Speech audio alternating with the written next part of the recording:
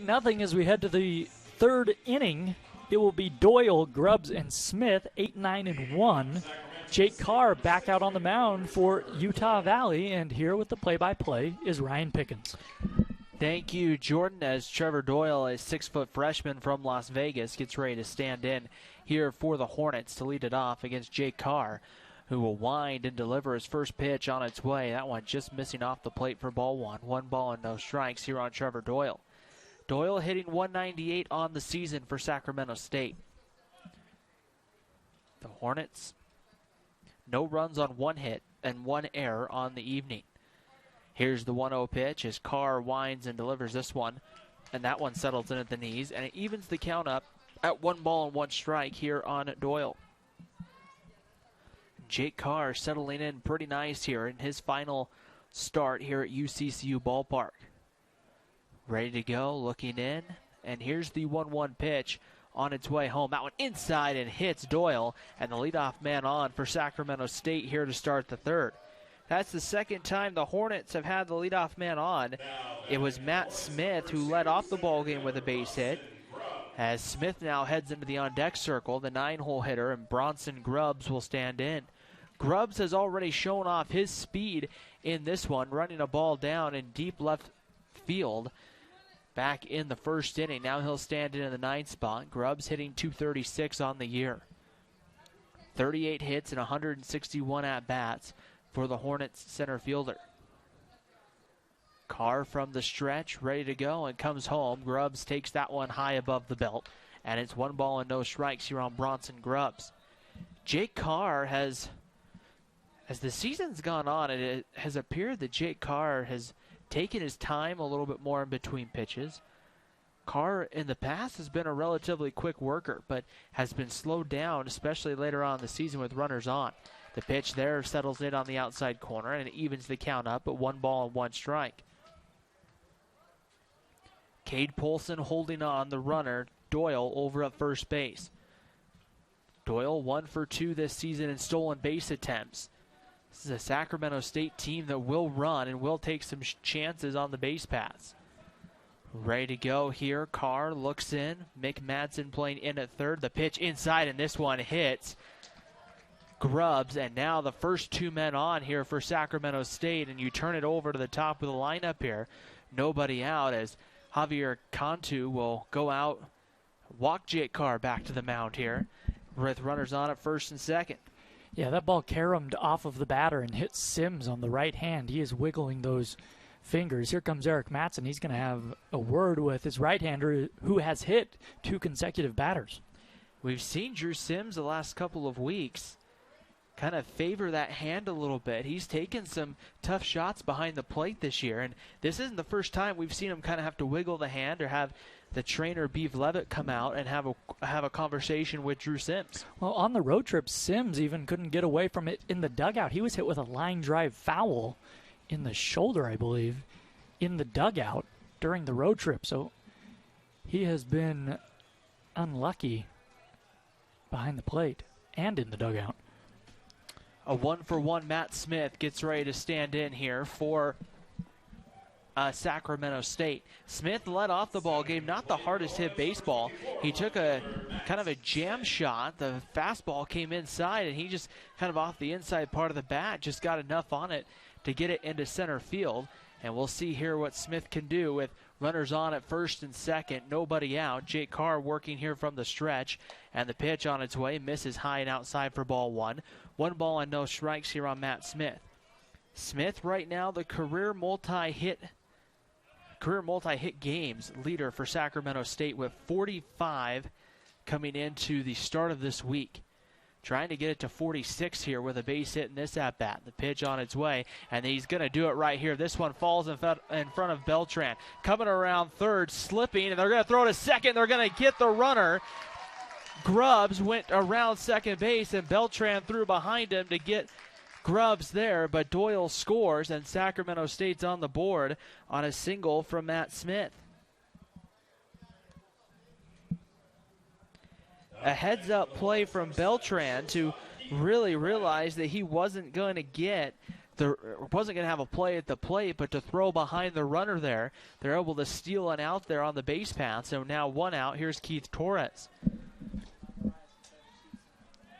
If you're Jake Carr now, you're a ground ball away from maybe turning 2 and potentially getting out of the jam. Torres popped out to Cade Polson at first base, back in his only plate appearance of the ball game. And the pitch is going to be one hopped right to first. Polson touches the bag quickly for the out. They're going to call the hitter out. Polson tagged the runner right now. They're pointing back and forth as to who had the call, but Javier Cantu, I think, was calling it a foul ball. Cade Polson tried to pick it up quickly and touch first base and try to apply the tag, but the first base umpire pointing home saying, hey, Javier Cantu there, calling that one foul, and Sacramento State right there is going to take a break and get a strike 1 instead of the out number at least 2 of the inning. Polson back over at first. A heads-up play from Cade Polson over at first. Matt Smith with a fairly good-sized lead over at first. He's 7 for 9 this year in stolen base attempts. Ready to go. The pitch. Fastball misses on the outside corner for ball 1. Evens the count up at 1 ball and 1 strike on Keith Torres. Ready to go, up the middle, double play depth with Howell and Hall for Utah Valley. The Wolverines 2 runs on 2 hits and no errors. Sacramento State 1 run on 2 hits and 1 error. Carr ready to go from the stretch. Looks in and comes home. Torres swings and lifts this one. It's going to be on the infield. Trevor Howell, the shortstop, will wait behind it and make the catch, and there's 2 away.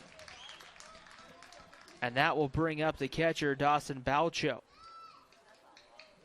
That one was hit high into the early evening sky here at UCCU Ballpark, as there's some clouds off in the distance, but other than that, settling in to be a nice start of this series, as Baucho will come to the plate. The weather for this series is going to be probably one of the nicer home series we've had.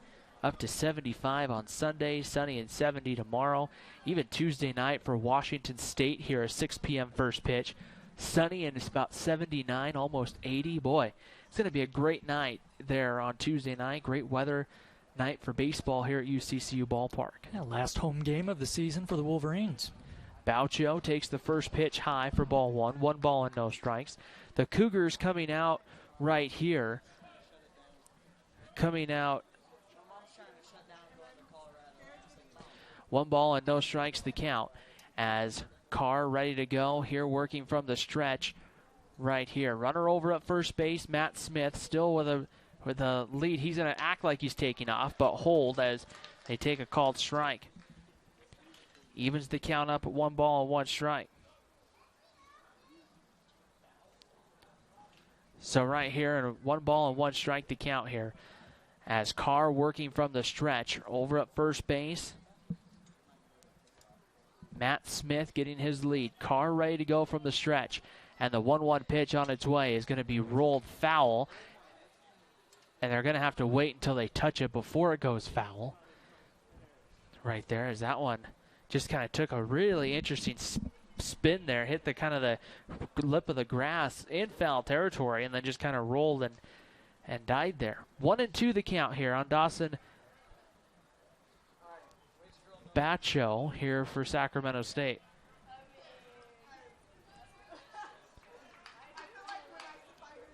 The Hornets have put up some runs this year in their games that they've played. However, not as potent as, say, the New Mexico States of the conference that we saw a couple of weekends ago here in Orem. Ready to go. Here's the 1-2 pitch. Carr comes home. That one's going to be hit down the right field line.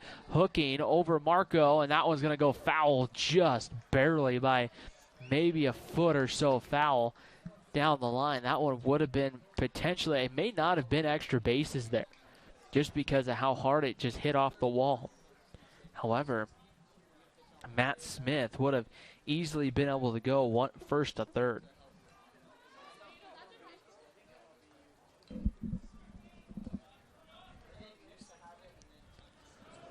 One ball and 2 strikes the count here. 2 outs in the top of the third. 1 run in for Sacramento State. It's a Utah Valley 2-1 lead here in Orem. Ready to go. Carr from the stretch. Peers in to Sims behind the plate. And the 1-2 pitch. There's a breaking ball that misses outside for a ball. And it's 2 balls and 2 strikes.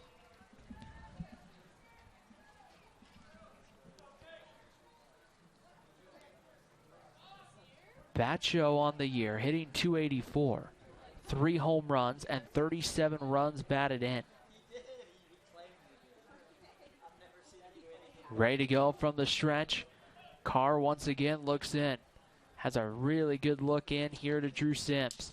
And the pitch on its way. That one's going to be a line to center field. Beltran going back on the warning track. Reaches up and makes the catch. A step onto the warning track, and the inning is over. The Hornets get 1 here, however, in the top of the third. We head to the bottom of the third inning. 2-1 lead for Utah Valley. Beltran, Eastburn, and Marco due up after the break. In the top of the third for the Hornets, 1 run on 1 hit, no error. What is it about the car shopping experience at Murdoch Hyundai that has everyone talking? Maybe it's the safety inspections or the car washes for life. It could be the price match guarantee, or maybe it's just the way you're treated. Come fall in love in Linden, Logan, and Murray at Murdoch Hyundai. Your no regrets dealer. Join the Wolverine Club today at GoUVU. Bottom of the third inning here in Orem right now. It's a 2-1 lead for the Wolverines on top of Sacramento State. Ryan Pickens and Jordan Bianucci here at the ballpark for, well, our fourth to their third to the last broadcast. However you say that, you know, in the most proper way. One of the last. Sure, we'll go with that. One of the last broadcasts of the year is our home stretch and really the season for Utah Valley coming up here in the home stretch as Michael Beltran stands in. He's 1 for 1 with a base hit there, and first pitch is a fastball. It stays above the belt for a ball. Utah Valley home tomorrow afternoon for a 2 p.m. first pitch. Sunday at noon, and then at home Tuesday night for Washington State. Well, then the home slate is over for the year. The 1-0 pitch misses low and outside for a ball, and it's 2 balls and no strikes on Beltran. They'll move to next Thursday, Friday, Saturday. Utah Valley goes to UTRGV, and what would be a big game for big series for the Vaqueros. The 2-0 pitch right on the corner, that one in there for a called strike, and it's 2-1 on Michael Beltran. The Vaqueros right now in the scene of the rest of the Western Athletic Conference, trying to put themselves in a position to potentially qualify for the number 1 seed, as right there Beltran swings through it. It's 2 balls and 2 strikes. The Vaqueros right now coming in 15-6. They're the third team right now in that 3-way tie with New Mexico State and also Sacramento State. But the Vaqueros are 30-17 overall on the year. The pitch right there on the corner, but it's going to be ball 3, and the count goes full to Michael Beltran. 3 balls and 2 strikes right here. The Vaqueros in this weekend, well, they're at CSU Bakersfield. The runners trying to see if they can maybe steal 1 or 2 from the Vaqueros, as that one's hit out to right field. Going back is Doyle. He's back under, and he'll make the catch, and there's 1 away here in the third. And that's what's making this race so interesting right now. There's only 1 game that separates first to fifth in the conference. And then it's about a 7 games between Grand Canyon and then the CSU, Bakersfield, Utah Valley, and Seattle U 3-way tie. And there's only 2 games difference between being really in that 6th spot to being down in the last spot right now, occupied by Chicago State. Here's Ryan Eastburn. The first pitch, fastball, stays high and outside for ball 1. 1 ball and no strikes. Eastburn had a base hit back in his first plate appearance for the Wolverines back in the first inning. Austin Roberts ready to go, and Eastburn lifts this one over towards third. Giving it a look is Moretto, but it will be foul back there, as I'm thinking it went towards the main entrance to the ballpark here, because that's where I see all the kids running. Be a strike 1 there to Ryan Eastburn. Well, the right-hander, Austin Roberts, has really settled in here in the second and third innings. There's a line drive past the diving shortstop. Torres into left center field. Ryan Eastburn's aboard here with one gone. A line drive shot there. A great attempt by Keith Torres to come up with it, but Eastburn there able to find just the right spot. And with one gone, here is Alexander Marco. Until that base hit, Roberts had really settled in. He has some really nice, sharp breaking stuff tonight. Then he obviously augments that with the hard fastball. But it's good to see Ryan Eastburn. He came into this game in a slump, but he is, as you mentioned, 2 singles, and he has hit the ball hard twice tonight. Alexander Marco walked in his first plate appearance, and he'll see a first pitch there that misses low and outside for ball 1. 1 ball and no strikes. They're making Austin Roberts throw pitches. Right now he's at 48. The next pitch will be 49, and that's one thing we haven't seen Utah Valley do in the last couple of weeks. They haven't put a lot of strain early in the ball game on the starting pitchers. And there's a fastball that misses high for ball 2. 2 balls and no strikes here on Alexander Marco. And usually you want to try to see if you can push the starting pitcher that you're facing. You want to see if you can push that pitch count up and try to get into that bullpen as early as possible. Ready to go here with the 2-0 pitch on its way, and Marco sends this one foul back to the screen. And it's 2-1 here on Alexander Marco.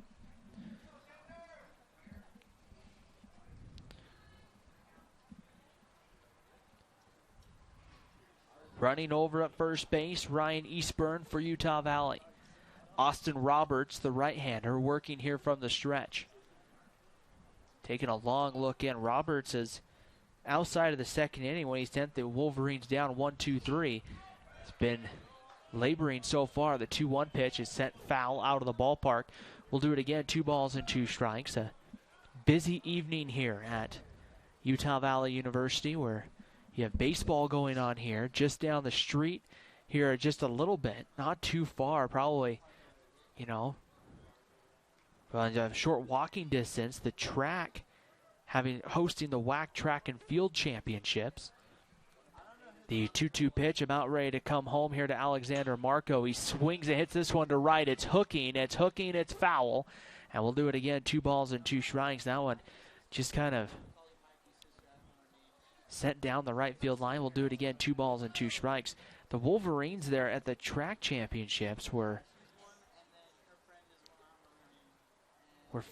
faring pretty well. The last results I saw, the men were sitting in second place, about 11 points behind Grand Canyon so far, heading into tomorrow's finals. The women, I'm trying to see here, the most recent Utah Valley was sitting third. Grand Canyon leading with 79 points as the 2-2 pitch misses low and outside for ball 3. The Wolverines sitting at 45.50. So right now sitting third. They're just down the street here. 3 balls and 2 strikes on Alexander Marco. Austin Roberts, the right-hander, working here on the mound from the stretch, ready to go. Looks in, has what he wants, comes home with a 3-2 pitch. Marco grounds this one to short. Torres has it, goes to the second baseman, McPhillips, who turns over to first in time for the 6-4-3 inning-ending double play. We head to the 4th here in Orem. It's the Wolverines 2, the Hornets 1. This is WAC Baseball on the WAC Digital Network.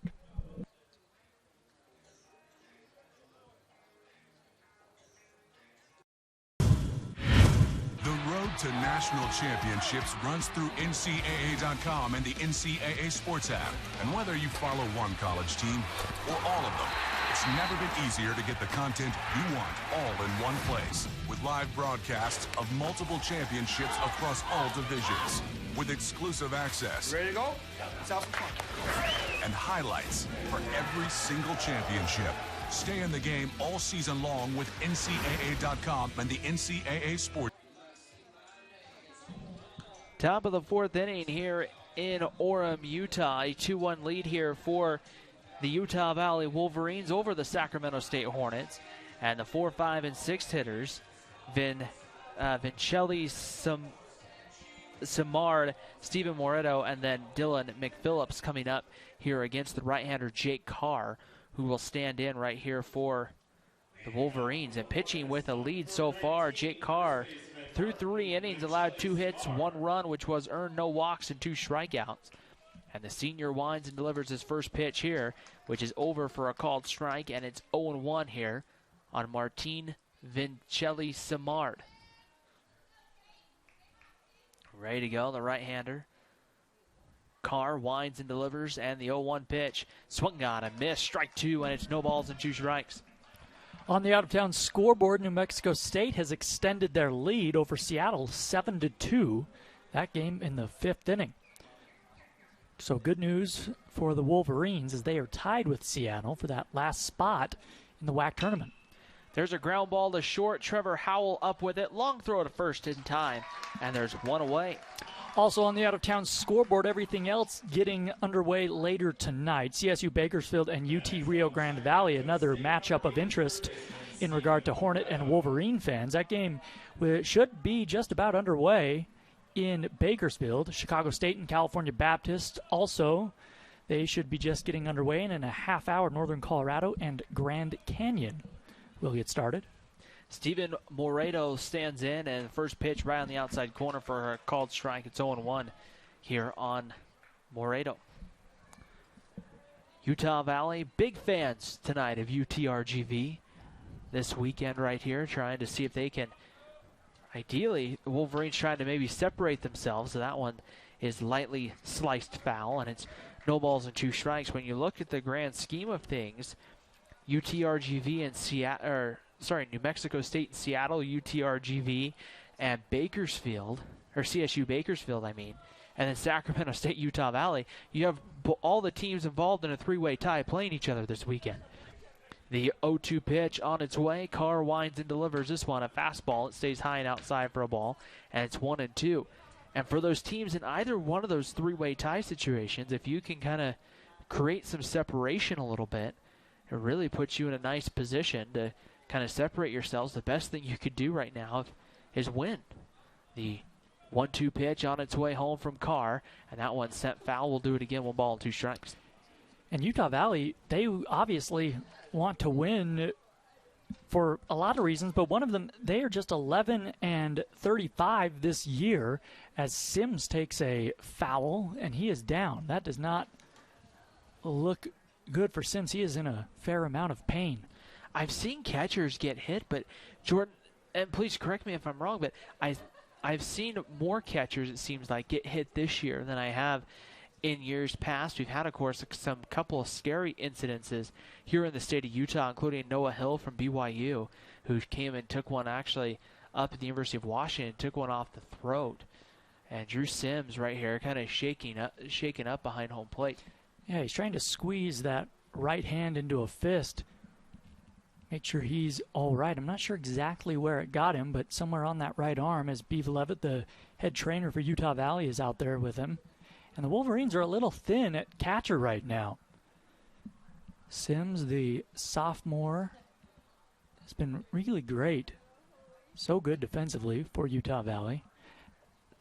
And I think if you had to pick one guy that the Wolverines are really excited about, it would be Drew Sims. And Beav Levitt still testing out that right hand. Well, the tough part is it's his throwing hand, and so you have to be able to throw the baseball. And you get to the end of the season, Jordan, losing a guy like Drew Sims, while when you look at it, just his stat line, he maybe doesn't provide you, he's not hitting 350 or anything, but when you take somebody who's got some experience, who's got some leadership behind the plate especially, that can be a big blow to your team from a leadership standpoint. So right now, Drew Sims seems to be fine, at least for now. He'll stay in the ballgame. It's a 1-2 count on Steven Moreto, the third baseman. And part of it with Drew Sims may be a cumulative thing. You don't know if he's maybe playing through something or, where he just kind of keeps taking hits where it goes, oh, man, not again. The 1-2 pitch inside and a miss for a ball. It's 2-2. And I think at this point in the season, all catchers are obviously playing through something. Everybody is so beat up at this point. When you look at Drew Sims on the year and you look at the Utah Valley starting catchers, the Wolverines have played Drew Sims has played in 43 games for Utah Valley. That one sent foul. We'll do it again. 2 balls and 2 strikes. The Wolverines have played more games as a team up until this point of the year, but Drew Sims has started all 43 of those games he's played in. So really, you take the amount of time that Drew Sims has been behind the plate. You take 43 games, you times it by 9 at least. That's a lot of innings to be behind the plate, having a fastball coming at you. There's a line drive shot right to Eastburn. He leaps to try to make the catch, but it goes off his glove. Moreno will take a turn and hold it first. The throw, however, gets past the relay and the cutoff man, and Cade Polson able to quickly track it down. And so a 1-out base runner here for the Hornets. That's a tough ball this time of night for Ryan Eastburn to have to try to leap up and make the catch. However, it hit pretty much right off his glove, and with one gone, it will bring up Dylan McPhillips. We'll wait to see kind of here on the official score with that. McPhillips popped out to second back in his only plate appearance of the ball game. Jake Carr, right now, he's in the shade on the mound, and he's ready to come home with the pitch. Carr delivers this one. That one swung out, popped up. This is going to be playable into right for Alexander Marco, who makes the catch medium deep, and there's 2 away. So with 2 gone here in the inning, that will bring up Dylan Olson, the designated hitter. Olson struck out back in his first plate appearance. Next up for Sac State, number 13. And we'll kind of see here, Dylan Olson. right here with the runner on at first base with 2 outs right here. Jake Carr just trying to work through it. Still, I think trying to figure out, that's a tough, as an official score, that's a tough call to make. Yeah, the ball was hit on a line right at Eastburn. However, he misjudged it off the bat and took a step backwards before coming in and realizing that one was over his head. But he did a nice job just to knock it down at least, battling that sun, as you mentioned, Ryan. Olson rolls it foul. No balls and a strike here on Dylan Olson. Olson hitting 156 on the season. 5 hits and 32 at-bats right here. No balls and a strike. And they're gonna go ahead and rule out a base hit here for Moretto. No balls and a strike. Carr ready to go here from the stretch, and the pitch on its way is swung on and sent foul. We'll do it again. No balls and 2 strikes.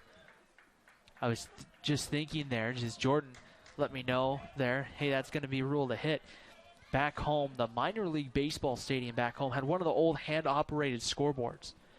And so the way they would let that know is the person running the scoreboard, whether it was a hit or an error, they would turn on and off the lights in the press box. And they would just like flash them out there. And that's how you knew whether it was a hit or an error. Where's this? This was in Eugene, Oregon there, a little minor league stadium they used to have. Now they play in a lot nicer ballpark. The 0-2 pitch misses high when 1 ball and 2 strikes. The actual stadium no longer exists. They had a pretty bad fire there a few years ago, and it took out the stadium. 1 ball and 2 strikes, the count on Dylan Olson. That minor league team, the Eugene Emeralds, now play at PK Park, where the University of Oregon plays. As Carr ready to come home here with the 1-2 pitch. Right on the corner. Olson started to offer but held up. And it's 2 balls and 2 strikes. That one was a very close there with the 1-2 pitch. I don't know how many times Olson's going to really want to let that one go. But there it worked well for him. Evens the count up at 2 balls and 2 strikes. Running over at first base, Steven Moreto for Sacramento State. Carr ready to go from the stretch. Looks in, and here's the 2-2 pitch. On its way home, swung out and missed. Strike 3. Jake Carr gets strikeout number 3 to end the inning. We head to the bottom of the 4th inning here in Orem. A 2-1 lead for the Wolverines here on the WAC Digital Network. For the Hornets, no runs on 1 hit, no errors, and 1 left on base. What's the difference between buying from Murdoch and buying from somebody else? In a word, confidence. You'll love our price match guarantee, our 5-day exchange policy, and don't forget car washes and safety inspections for life. If you need a new vehicle, consider Murdoch Hyundai. I promise you'll love it. Here at Intermountain Healthcare, our doctors have experience treating young athletes, professional athletes, and the athlete next door. We treat everyday injuries, sports injuries, concussions, total joint replacements, and everything in between. Come visit our board-certified physicians and surgeons here at Intermountain Healthcare's Utah Valley Orthopedic and Sports Medicine Clinic. We're committed to keeping you moving. We're in the back really cooking food. You know, we take pride in all the food that we do. We make the meatballs from scratch. We make the pasta. What we're doing as a restaurant, making the community better, beautifying the community, increasing the culture in the community. And I think that that's such an important aspect to what we do as a restaurant, to recognize that our customers aren't just people who are coming in to dine with us, but they're part of our family.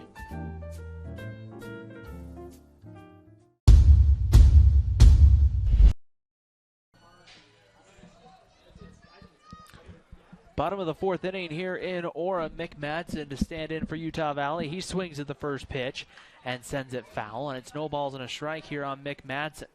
It will be Madsen, Sims, and Hayes coming up here for the Wolverines, as Drew Sims back in the batter's box. Seems to be swinging pretty well, so maybe the sting of the foul ball earlier. There's a ground ball over towards third. It's cut off by Moreto. He makes a long throw in time, and there's one away.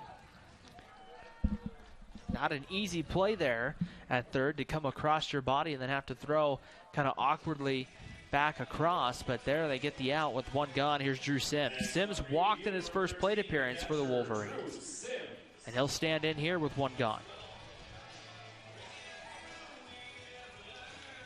Well, on the out-of-town scoreboard, New Mexico State leading Seattle 7-5. Seattle has scored 3 runs in their 5th inning. Pitch on its way is sent foul by Drew Sims. New Mexico State throwing Brock Whittlesey tonight, their Friday night starter. And he's not an easy one to get some runs against, but the Pacific Northwest has been rather warm, warmer than usual. It was 80 degrees, I know, in some parts of the state of Oregon today. I was looking at some of the news from back home today. The 0-1 pitch in there at the knees for a called strike, and it's 0-2 on Drew Sims. And for this time of year in Oregon, Jordan, that's a regular heat wave. The 0-2 pitch on its way. Sims takes the 0-2 pitch high for a ball, and it's 1-2 the count here on Drew Sims. The right-hander Austin Roberts going to work right now for Sacramento State. He's up to this will be pitch number 60 right here. Slow curveball fouled away. It's 1 ball and 2 strikes the count here on Drew Sims. Yeah, the Wolverines, after scoring 2 in the first, we've mentioned that Austin Roberts has really settled in. He's been sharp. He's allowed just 1 base runner since then. Here's the 1-2 pitch on its way. That one low and outside for a ball. And it's 2 balls and 2 strikes.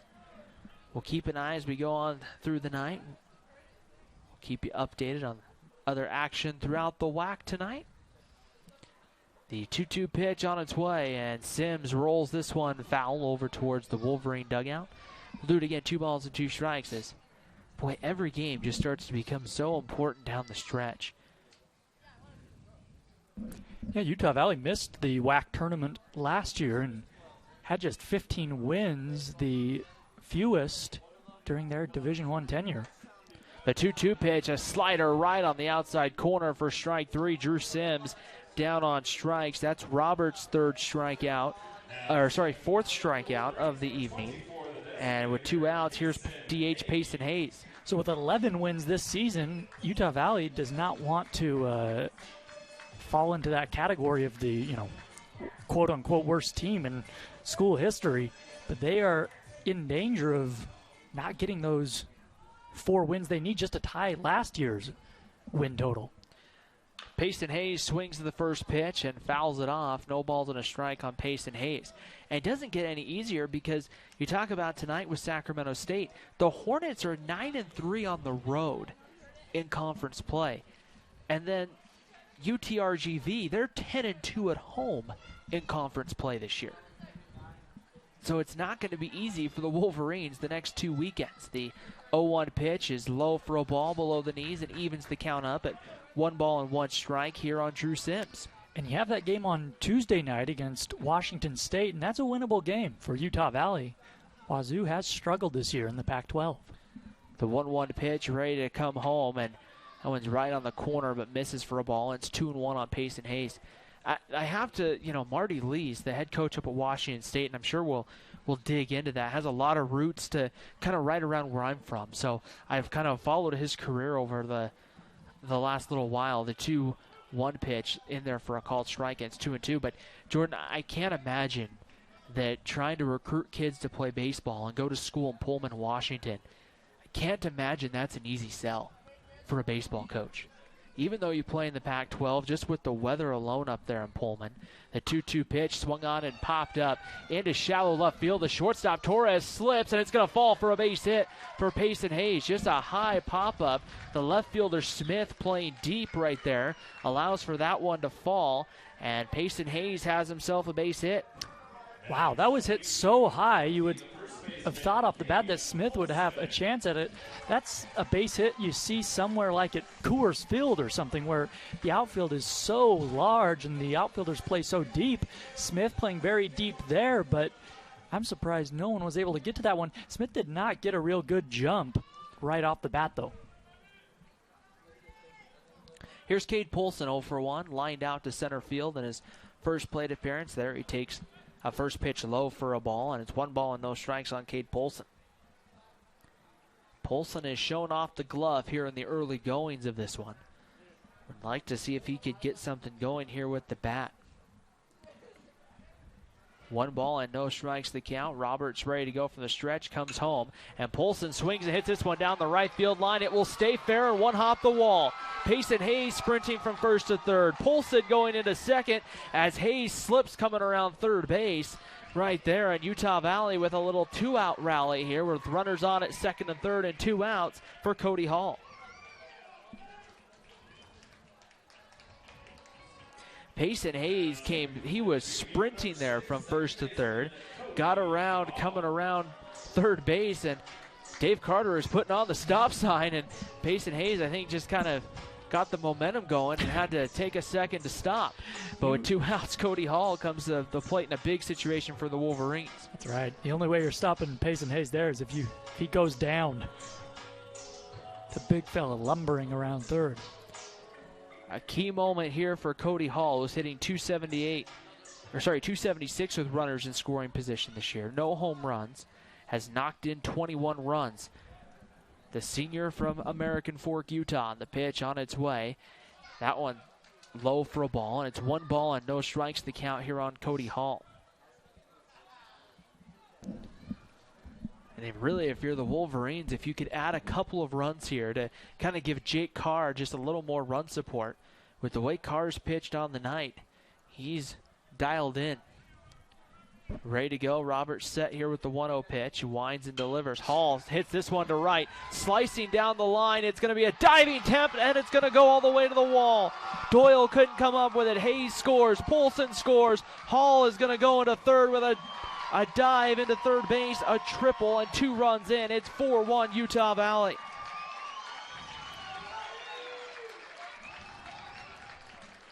Well, a valiant effort out there by Doyle as he looks like he's in some pain as the trainer heads out there.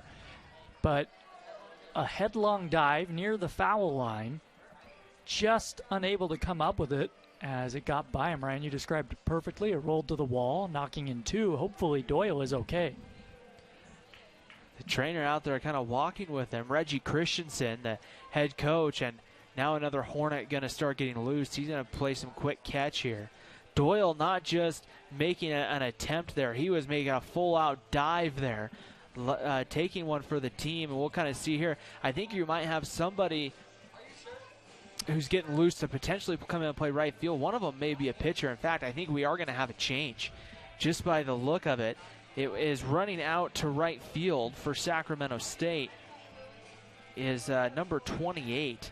That appears to be Aaron Zeidman, but he's listed as an infielder. So, and I think we are going to have a change as that is Zeidman going out there, 28 right here. And Doyle just walking slowly towards the dugout with the trainer. I'm not sure if what he injured, but hopefully he's all right. He will come out of this game, as you mentioned. Ryan Zeidman will take over in right.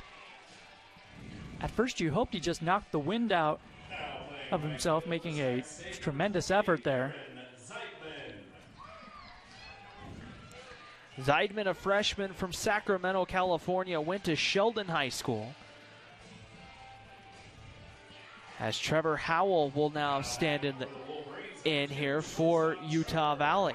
The Wolverines getting plating a big couple of runs here in the fourth. Trying to see if they can get another run here as Howell takes the first pitch outside for ball one. And it's 1 ball and no strikes here on Trevor Howell. Cody Hall running over at third base. Austin Roberts now up over 70 pitches. Through 3 2/3. Ready to go from the stretch. Roberts comes home. That one blocked in the dirt. And it's 2 balls and no strikes. This is not the time to be throwing one in the dirt. Puts a lot of pressure on your catcher with 2 outs and that runner at third. Howell, one of the seniors that will be honored tomorrow. He's played his freshman year at second base with Grayson Bogdan having the experience at shortstop for the Wolverines. The 2-0 pitch right on the corner for a strike. It's 2-1 on Trevor Howell. His sophomore, junior, and senior campaigns, well, he moved over to shortstop to play here for Eric Madsen and the Wolverines. Has pretty much been a staple at the top of that lineup for the Wolverines. Here's the 2-1 pitch.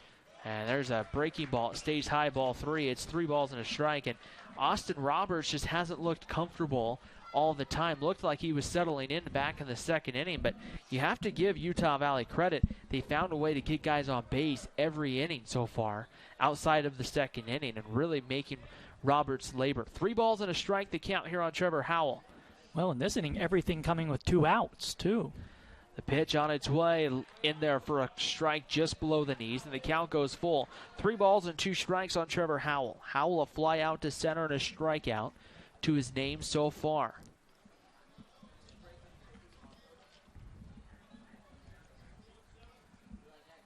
Ready to go here with the 3-2 pitch. Roberts checks the runner at third, comes home, and Howell lifts this one into right center field. Zeidman on the run, reaches up, it's over his head. Hall scores from third. Trevor Howell is going to go into second with a stand-up RBI double, and it's 5-1 Wolverines.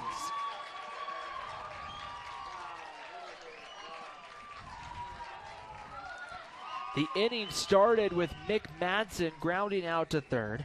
Drew Sims with a strikeout, and it kind of looked like Roberts was just going to kind of cruise through the fourth here.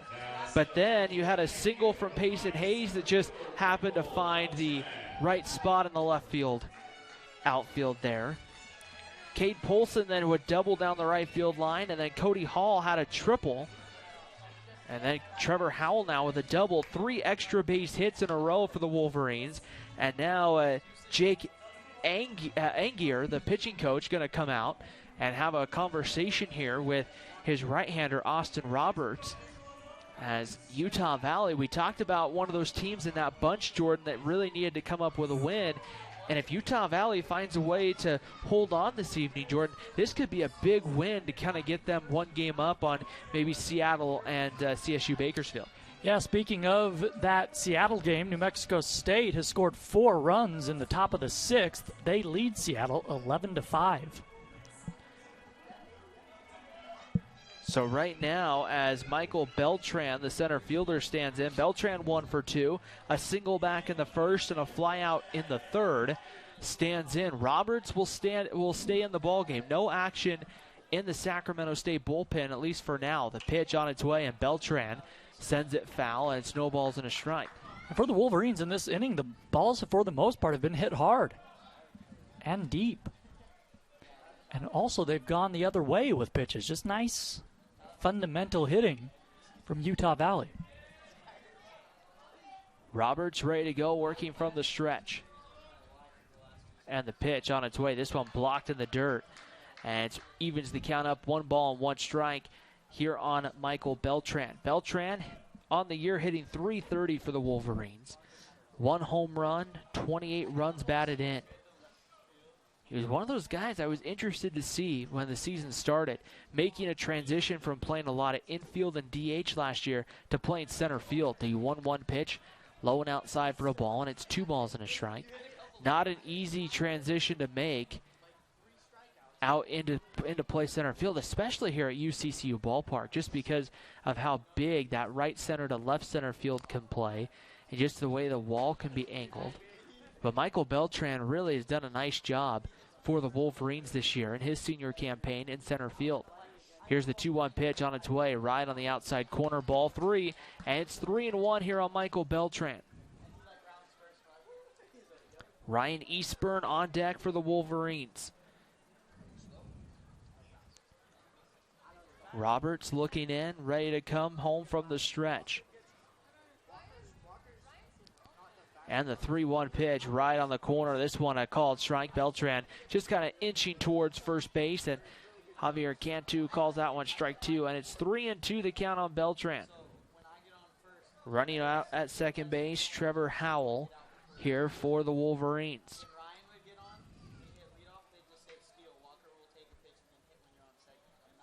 Here's the 3-2 pitch on its way. Checks his swing and sends this one foul. We'll do it again. 3 balls and 2 strikes the count here on Michael Beltran. Eastburn in the on-deck circle right now. Ready to go right here. Out at second base, Trevor Howell getting his lead right here for the Wolverines.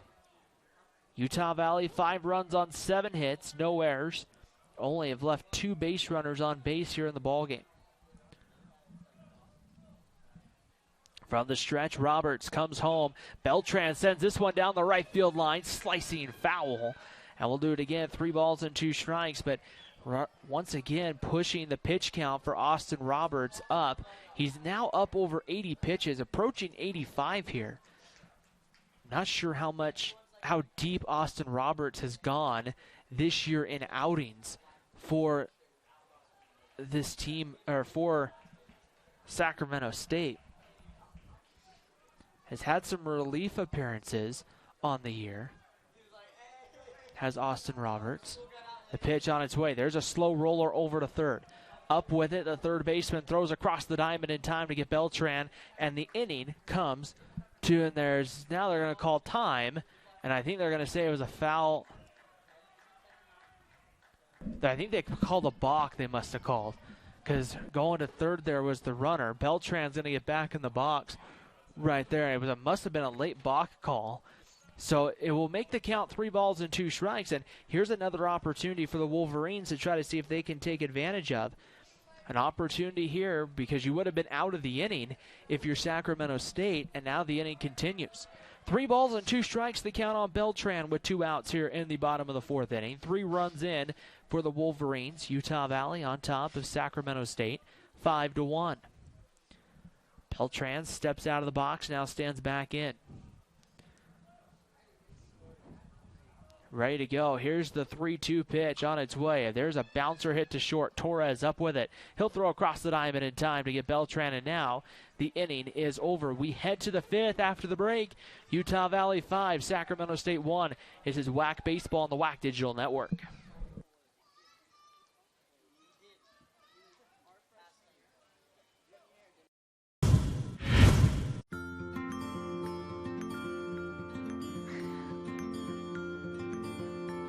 Looking to spend that birthday money, Tyler?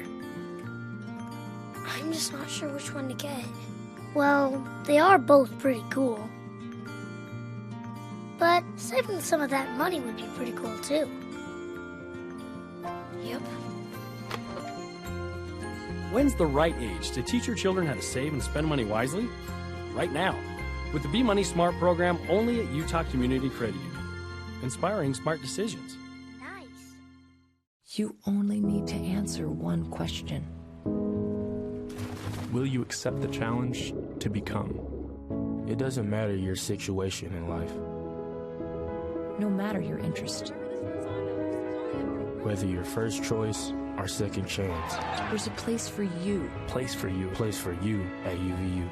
Place to engage, to rise, to succeed. To become.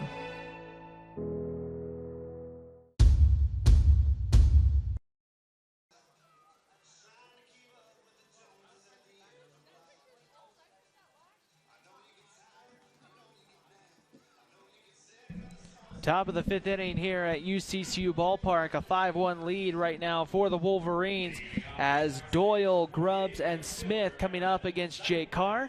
And with the play-by-play, we send it over to the right side of the booth with Jordan Bianucci. Jordan. Thanks very much, Ryan. Carr from the windup. And a fastball at 88 miles an hour catches the outside corner. Strike one. The hitter is Zeidman.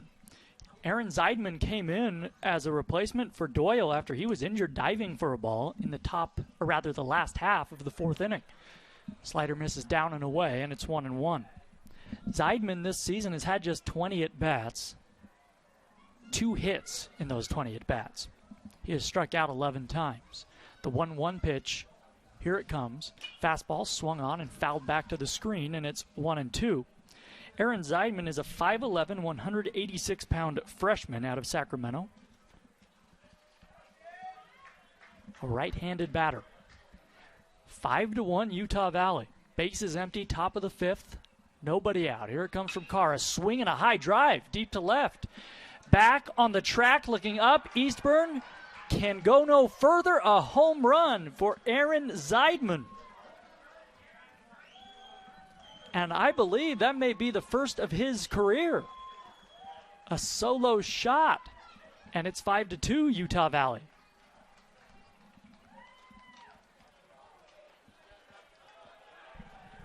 Next up for the Hornets, number 2 center fielder, Bronson Grubbs. Wow. A nice job by Zeidman to get this Hornet offense going, or at least attempting to. The pitch now, and a bunt shown from Grubbs. The ball misses up high.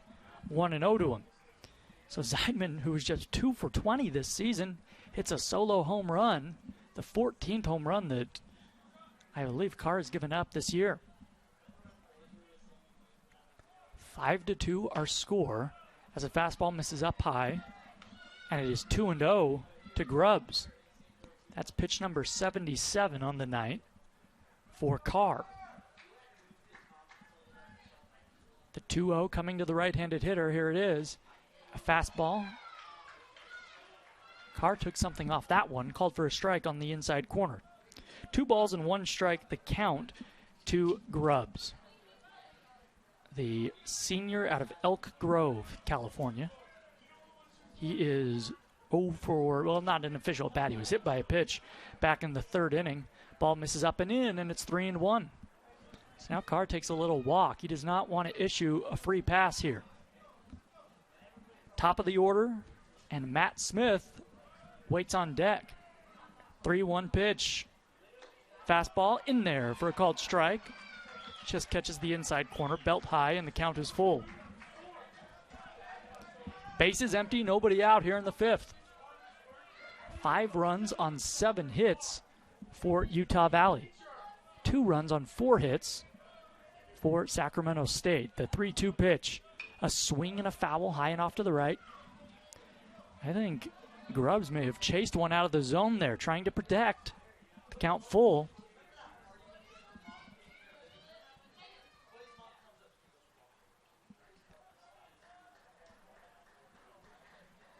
Most of the infield in the shade now as the sun sets behind the first base grandstand. The 3-2 pitch. Strike 3 called on the outside corner. Belt high. Grubbs did not like the call, but he is retired. That is the 4th strikeout for Carr, 1 away.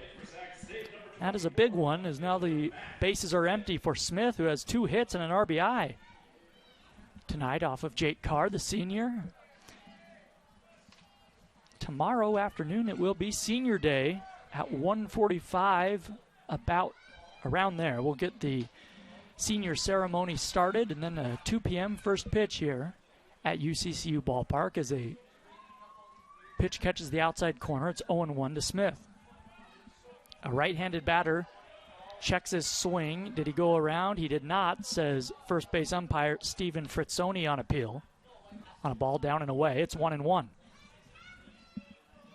Torres is on deck for Sacramento State. They trail Utah Valley 5-2. The 1-1 pitch, a fastball swung on and fouled back to the screen. And it is 1-2 to Smith. Carr has made good pitches to Smith tonight, but the leadoff man has been able to muscle a couple into the outfield. He's been jammed twice, but has recorded 2 singles. Carr trying to finish him off here. The 1-2 pitch. Fastball swung on, lifted for, and lifted foul off to the right. Smith doing a nice job to stay alive, just getting a piece of that one.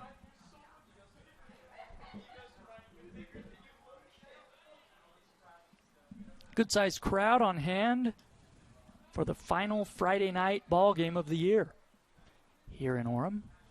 The 1-2 pitch from Carr. Ball in the dirt, check swing from Smith. He did not go around, and it's 2-2. Not a bad pitch there by Carr in the dirt. Try to get Smith out in front.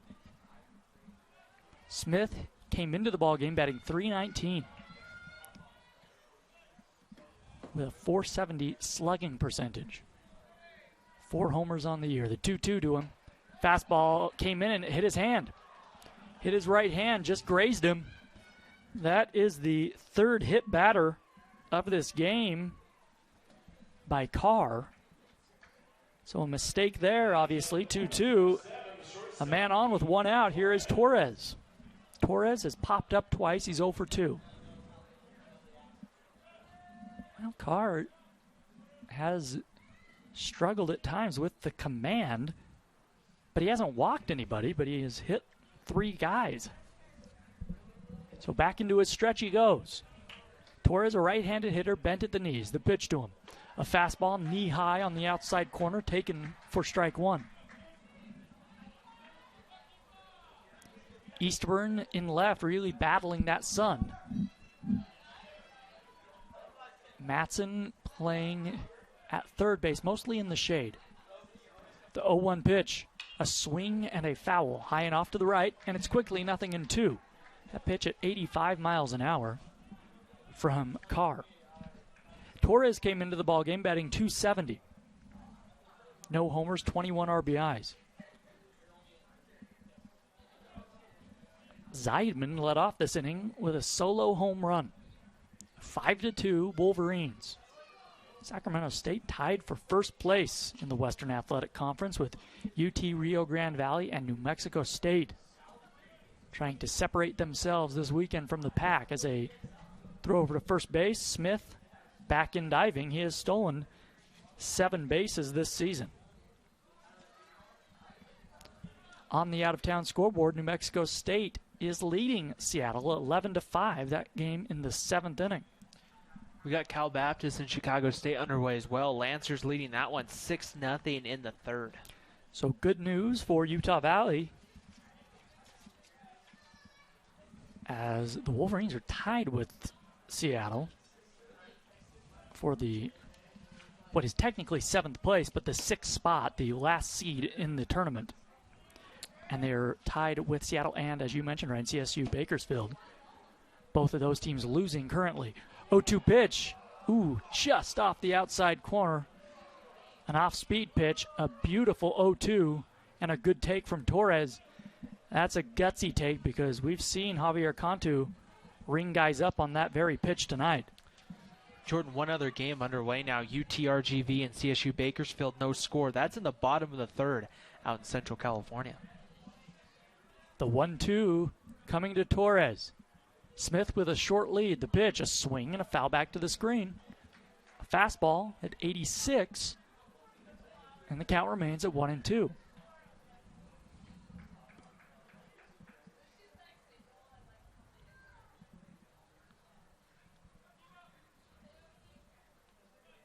So California Baptist, they are not eligible for the tournament this year, but they've played well. Obviously, they swept the Wolverines last weekend. Will be a force to be reckoned with in the years to come. 1-2 pitch in the dirt, blocked by Sims, the battery mate of Carr. He has been nicked and bruised, playing through some pain tonight. He's taken a couple foul tips, one off the right hand. Count is even at 2-2 to Torres. One thing to keep in mind, Jordan, Cal Baptist still alive for the regular season championship, and they could still win. It just doesn't have any postseason qualifications beyond that. I think they're sitting right now a game back. A swing and a liner again off the screen behind the first base dugout. Torres battling here. Carr is up over 90 pitches as he rubs up a new baseball. Should Torres reach, Bacho would come up as the tying run. 5-2, Wolverines in the fifth. A man on, a man out. Polson holding on the runner. Here comes another 2-2 from Carr. A check swing and a foul. A grounder on the right side of the diamond. That was a fastball up, and I think it would have been a ball, but Torres just making contact.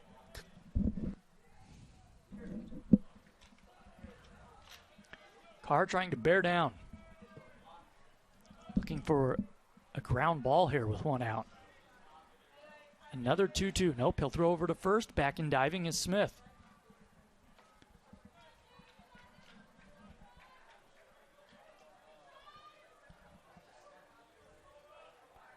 Also on the out-of-town scoreboard, Washington State is trailing number 1 UCLA 3-2 up in Pullman. That game in the fourth.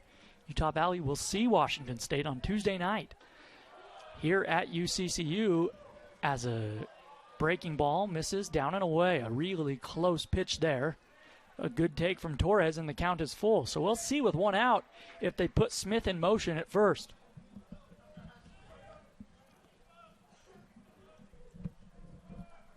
It's a pitch that Carr wants to challenge Torres with. He has a 3-run lead.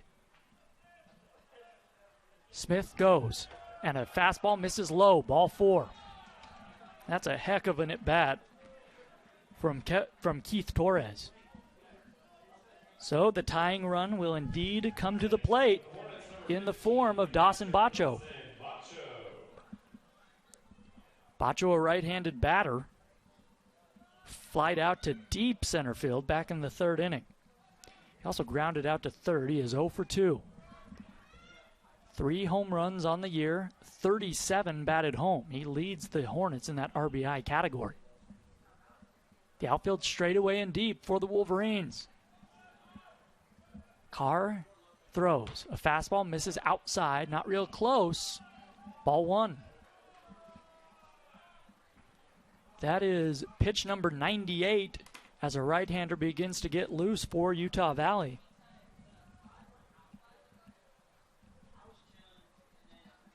That is Mason Gray down in the bullpen.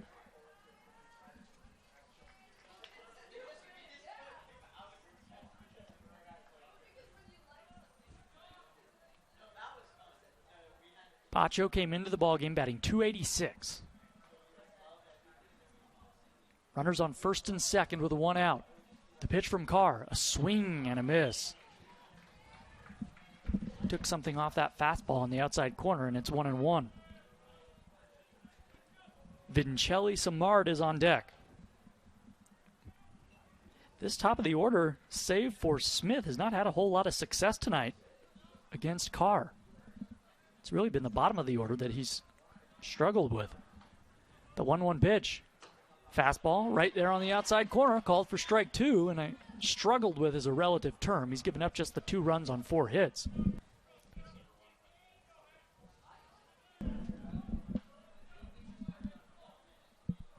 Carr threw 117 pitches last week at Cal Baptist. He has thrown, well, here comes number 101 on the night. The 1-2. Strike 3 call. The fastball froze him on the outside corner. A perfect pitch from Carr. Strikeout number 5. And there are 2 away. So it is up to Vincelli Samard with 2 men on and 2 men out. Zeidman led this inning off with the solo home run over the left field wall. As far as we can tell, it's his first collegiate home run, or was. 5-2, Utah Valley. Vincelli Samard is 0 for 2 tonight, a fly out and a ground out. Here it comes to him. Slider misses down and away. Ball 1. He did hit the ball to deep right center, or left center field rather, back in the first inning. Vincelli Samard did. Came into the ball game batting just .233, 5 home runs though, 32 men batted home. Carr peers in, glove tucked against his left side. Now he comes set. The 1-0 pitch, swing and a foul at home plate, and it's 1-1. An 86-mile-an-hour fastball there from Carr, I beg your pardon.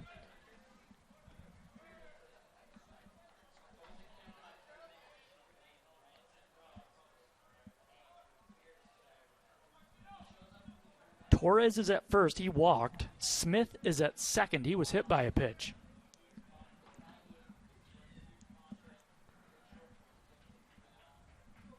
Carr taking a long time, peering in. Sims drops the signs. Now the right-hander has what he wants, but Vincelli Samard gets tired of waiting, and he calls time.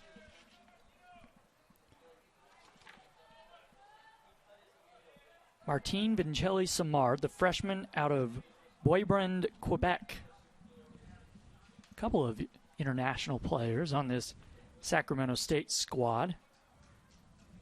The other, or there are actually a few, more than a couple, several from Canada,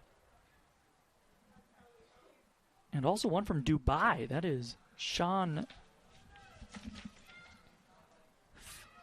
Feketa.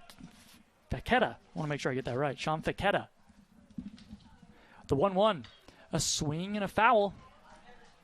Off to the right and into the grandstand. Vincelli Samard just getting a piece, and it's 1-2. It's been a long inning. Carr touches the bill of his cap now, wipes his hand on his right pant leg. Mason Gray looks to be just about warmed up in that Utah Valley bullpen. The 1-2 pitch coming to the right-handed hitter. 2 men on, 2 men out. Here it is. A swing and another foul. Back to the backstop. An off-speed pitch that Vincelli Samard was able to just get a piece of. The wind lazily blowing out towards center field on a warm evening in Orem. The Wasatch Mountains beyond left and center field, still snow-capped. In the month of May, the 1-2 from Carr. Fastball misses up high, and it's 2-2. Well, if nothing else, the Hornets have certainly made Jake Carr work here in the 5th inning.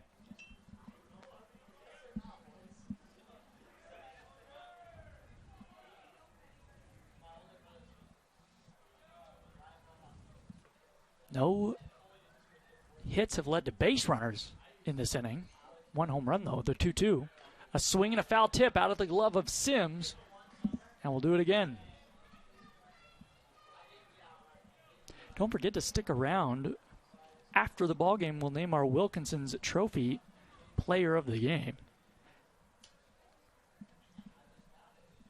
As now Carr is going to take a long walk. Some new baseballs are going to be delivered to home plate umpire Javier Cantu.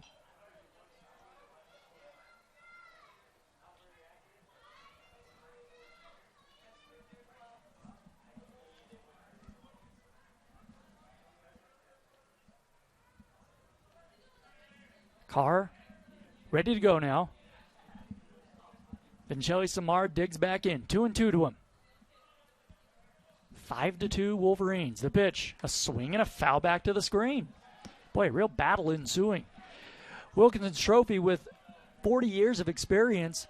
It is your place for awards, screen printing, embroidery, and name promotional products. Check out selections online at wilkinsonstrophy.com.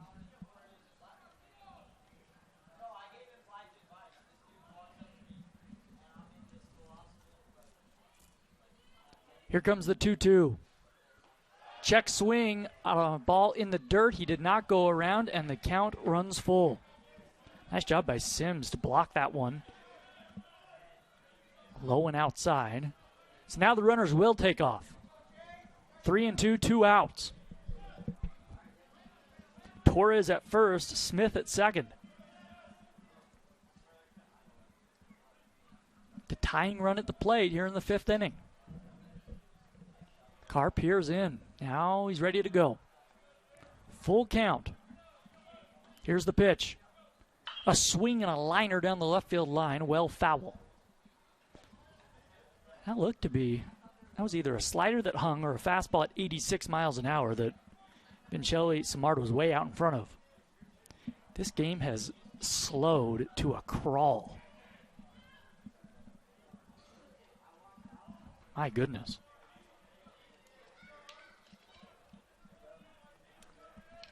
But a big moment. Carr well up over 100 pitches, facing the potential tying run at the plate. Trying to work around a hit batsman and a walk. Another 3-2 pitch. Here it is. A swing and a chopper foul. And right here, Jake Carr trying to labor through up over 100 pitches right here. We'll see here what he can try to find a way to get Vincelli Samard here, because, Jordan, you don't want to go too many more pitches. He's already kind of hit his max almost. Mason Gray, however, does appear to be getting pretty warm, but you'd like to see him get through 5. This will be the 11th pitch of the at-bat. Here we go again. The runners will be off with the pitch. There they go. A swing and a ground ball hit softly up the middle. Howell gloves it, throws to first, and they get him by a step. Jake Carr wins the arduous battle, and the Hornets score just 1. We head to the last of the 5th inning. It's the Wolverines 5, the Hornets 2.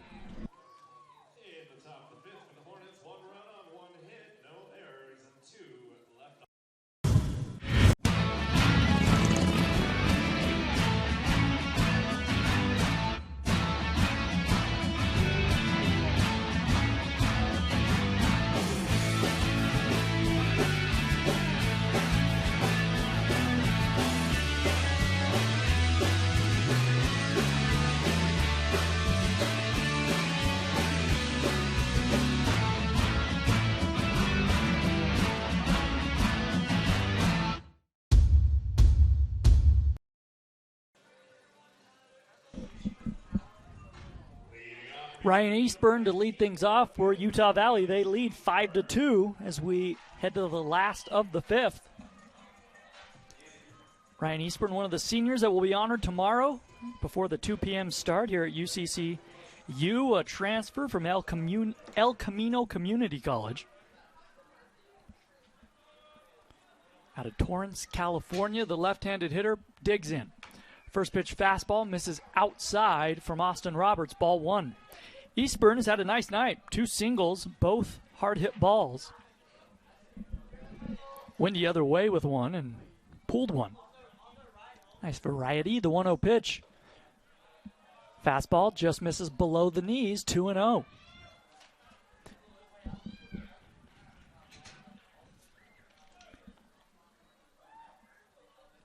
Eastburn hitting .333 on the season. 2 home runs, 20 RBIs. The pitch, a swing and a ground ball. Fair down the right field line. Eastburn's going to dig for second as Zeidman digs it out in the corner. A leadoff double for Eastburn as he eases into second base. The 3rd hard hit ball, the 3rd hit of the night for Eastburn. That ball, I think that, did that hit the first base bag? It took a kind of a wicked hop there. It did. So a man in scoring position for the Wolverines. They're looking to get the run back that Carr conceded in the top half of this inning on a Zeidman home run. And that may do it for Austin Roberts, although I take that back. There doesn't seem to be someone quite ready in the bullpen for Sacramento State, as that is Jake Angier, the pitching coach. Roberts, I jumped the gun there, but he has thrown 90 pitches tonight. Can't quite see who the righty is down there for the Hornets. Marco will be the batter. He has walked and grounded into a double play. 5-2 UVU.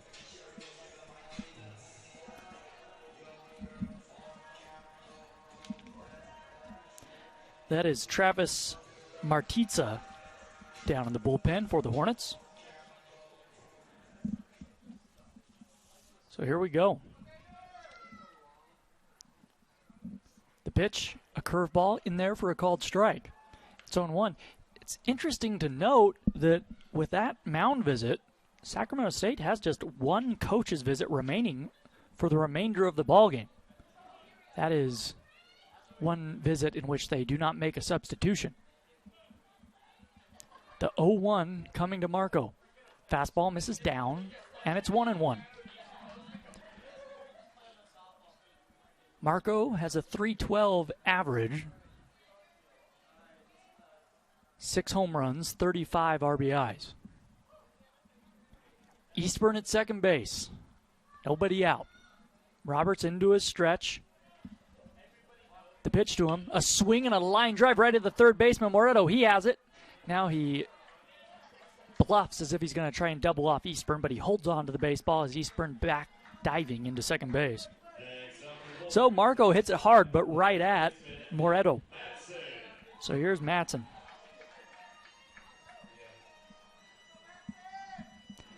Mick Matson, the freshman, picked up an RBI in the first inning, grounding into a 6-4 fielder's choice.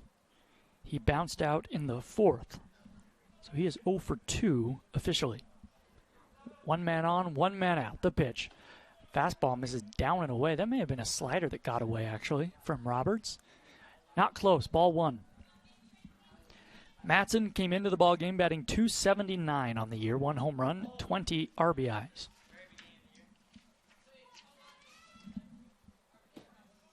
Just 4 for his last 20, though. The 1-0, a swing and a miss at a breaking ball down low. A beauty from Roberts. May have been a changeup.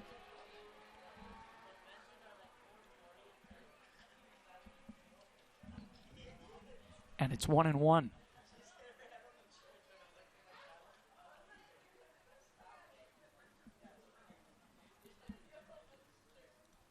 The pitch, a swing and a high fly, foul down the right field line. A 91-mile-an-hour fastball down in the zone, and it's 1-2 to Matson.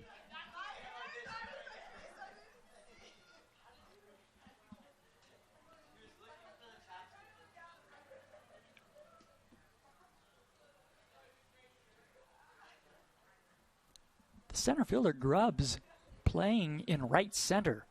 There's a lot of room out in left center for Marco to drive one. The 1-2 pitch to him, or Matson to drive one rather. A swing and a foul at home plate. And we'll do it again. A breaking ball down in the zone that Matson is able to just get a piece of. Eastburn is at second. He led this inning off with a double. Sims is on deck. 5-2 Wolverines. The 1-2 pitch, Matson swings and fouls one back to the screen. Just a tad late on that fastball.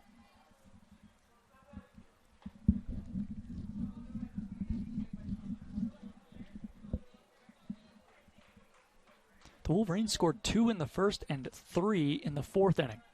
Those 3 runs in the fourth all came with 2 outs.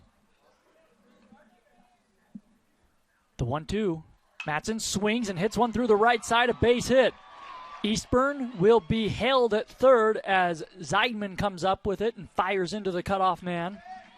But Matson with a base hit, and there are runners on the corners, just 1 out for Sims. Ball was not hit real hard by Matson, but placed perfectly. Did a nice job just putting it in play.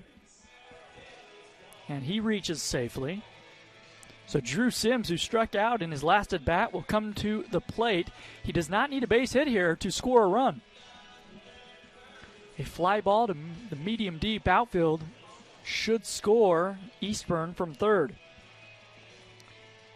Matson, not a real fast runner at first base, is being held on by Vincelli Samard.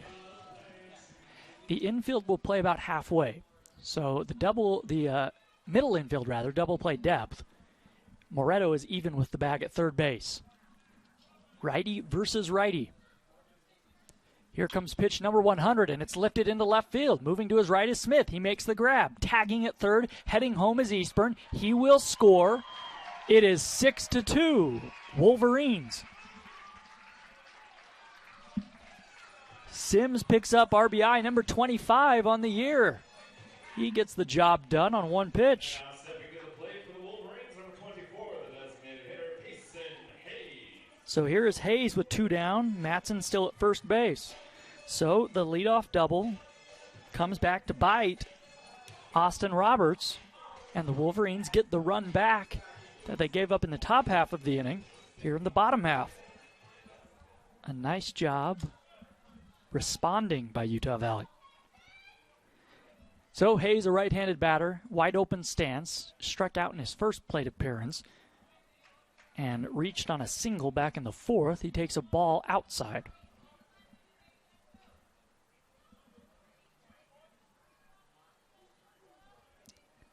Hayes scored in that 4th inning. He hit a pop-up into shallow left center field, and just no one was able to get there. The 1-0 pitch, a fastball misses outside, and it's 2-0. The left fielder, Smith, at the time was playing very deep. He got a late start. Shortstop Torres, he wasn't able to get out there deep enough to get it. Just kind of fell into no man's land. 2-0 to Hayes. He has 5 home runs on the year, a swing and a line drive foul.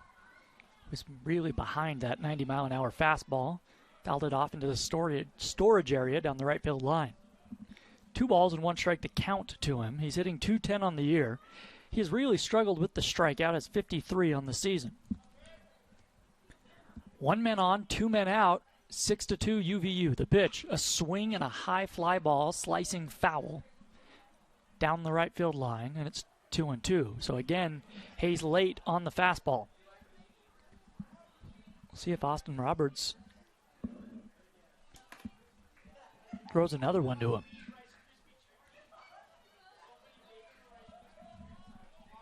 Anything in the gaps should score Mattson from first.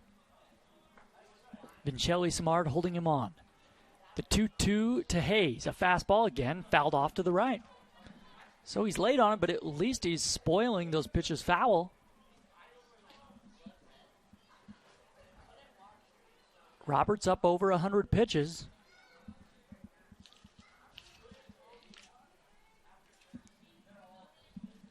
The right-hander Martitza ready to go should the Hornets need him. The 2-2 to Hayes. A swing and a miss. He really got him there. A fastball up and in, and that's just brutal if you're Hayes. Nothing you can do with it, but you have to decide so quickly whether to protect. Hayes chased it, and the inning is over. Utah Valley, though, gets a run on 2 hits. They leave a man stranded. On to the 6th inning. It's Utah Valley. Utah has embodied the spirit of industry. From the first transcontinental railroad to the first department store, we've led the way. As part of the Murdoch Auto Team, we're proud to carry on this tradition. That's because when we say you are the heart of our business, it's more than just a slogan. It's our commitment to the values we all hold dear with no regrets. You've got to come see why you truly are the heart of our business. Murdoch Hyundai of Linden, part of the Murdoch Auto Team. Click MurdochHyundaiLinden.com. I decided to go to college to further my education and define my purpose in the world and be a part of something much bigger than myself. I wanted to set up the best possible future for myself, both academically and athletically. I try to learn from everyone, whether that be professors, my teammates, or other student athletes. I try to see everyone as an opportunity to learn. Everyone has a story to tell, and I think there's a moral and something you can learn from it.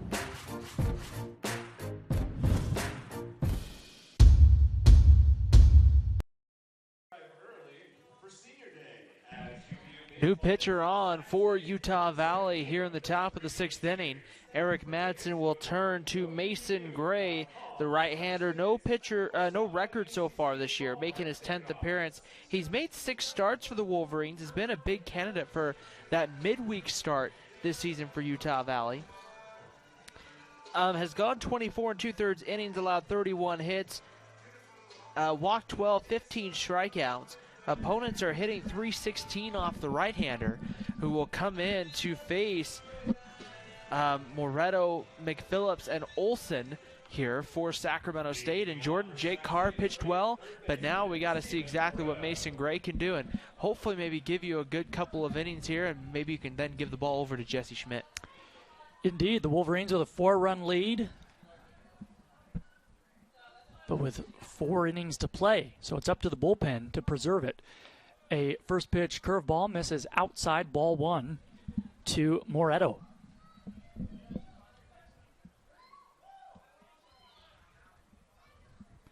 Fastball, belt high on the outside corner, taken for a strike, and it's 1-1. Gray, the freshman, the last time we saw Gray was last weekend at California Baptist. He went 1 inning, didn't give up a hit or a run. The 1-1 pitch, a swing and a miss. And it's 1-2. Moretto has struck out and singled. He is 1 for 2. Bases empty, nobody out. Here in the 6th. From the windup, Gray winds and fires, and a fastball misses up high, way high, and it's 2-2. On the out-of-town scoreboard, New Mexico State has extended their lead. They lead 13-5, and they are batting in the top of the 8th in Seattle. So things going Utah Valley's way there. 2-2 pitches in the dirt, and the count is full. Wolverines doing their part here in Orem. Also on the out-of-town scoreboard, Grand Canyon leads Northern Colorado 2-0 down in Phoenix. That game in the last of the 2nd. 3-2 pitch is swung on and driven into left center. Coming in is Beltran. It's going to fall. That was off the end of the bat. A mighty cut. But Moretto, either way, he's in there with a single. Didn't get all of it, but didn't need to. And the leadoff man is on for Sacramento State here in the 6th. McPhillips will be the batter. In Riverside, California Baptist is leading Chicago State 6-1. That game in the 4th inning. The runners, CSU Bakersfield, lead UT Rio Grande Valley 1-0 in Central California. As a throw over to first from Gray, Moretto back and diving. The Wolverines are currently rooting for New Mexico State and UT Rio Grande Valley. As a fastball catches the knee, strike 1 to the right-handed hitting McPhillips. Can I update you? New Mexico Yes. State has just opened up a 15-5 lead in the 8th. Logan Ennis just tripled down the right field line to score 2. So the Aggies are 3 outs away from winning game 1 up in Seattle. The 1-strike pitch, a fastball catches the outside corner, and it's 0-2 now to McPhillips. 6-2, Utah Valley leading here as we approach the late innings. Now the Wolverines tied for 7th place, tied for that 6th seed, that last spot in the WAC tournament. Swing and a miss. A breaking ball that McPhillips swung over, and there is 1 away, the first strikeout for Gray. So here is Olson. He's had a couple strikeouts tonight, the first time he's faced Gray. Olson holding on the runner at first base. That is Moretto, who has stolen just 1 base this season. Olson, a right-handed hitter. A fastball catches the outside corner, knee high, called for strike 1 at 88 miles an hour.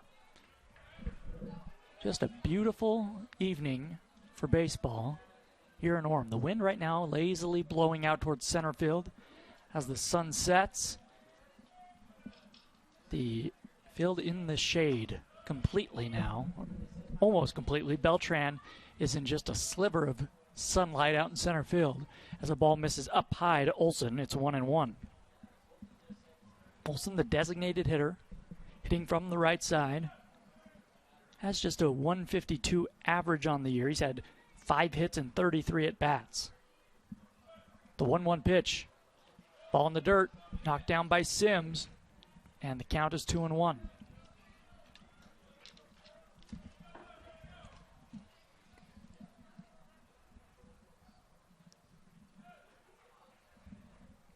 Zeidman is on deck.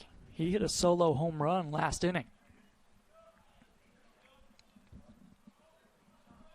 2 balls and 1 strike. Here it comes.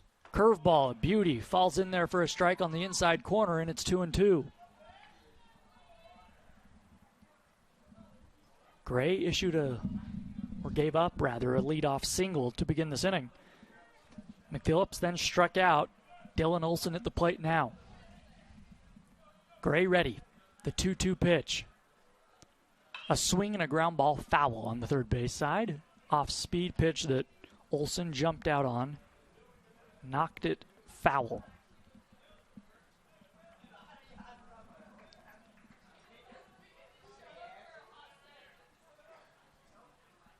Good-sized crowd on hand tonight. Kids are out on the grassy berm that extends from the third base dugout into left center field all the way around. 2-2 pitch, a swing and a pop-up. Foul territory on the first base side. Polson giving chase near the railing of the dugout. He leans in. He can't come up with it. He's getting no help over there from the Hornets, and that one falls into the dugout, and the count remains at 2-2.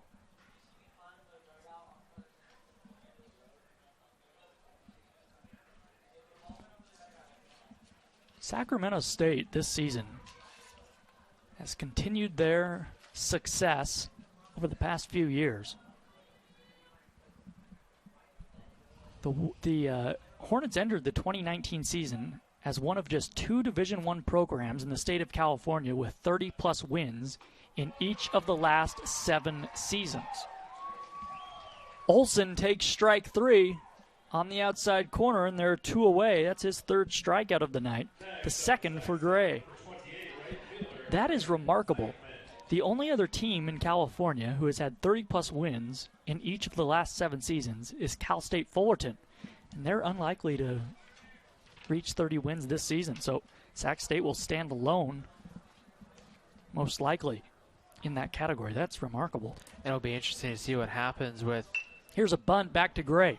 He fields it, will go to first. Ryan will finish his thought in the... Actually, go ahead, Ryan. Finish your thought now. There are 3 away, though. It'll just be interesting to see what happens with Reggie Christensen as some of those jobs maybe in California start to kind of open up maybe at bigger schools and bigger conferences. It'll be interesting to see how quickly it takes before his name gets mentioned. Yeah, he has been terrific at Sac State. The Wolverines lead tonight 6-2. We head to the bottom of the 6th on GoUVU and the WAC Digital Network. You only need to answer one question. Will you accept the challenge to become? No matter where you are in life. No matter your interests. From award-winning music to acting to theater programs. There's a place for you. A place for you. A place for you at UVU. A place to engage. To rise. To succeed. To become.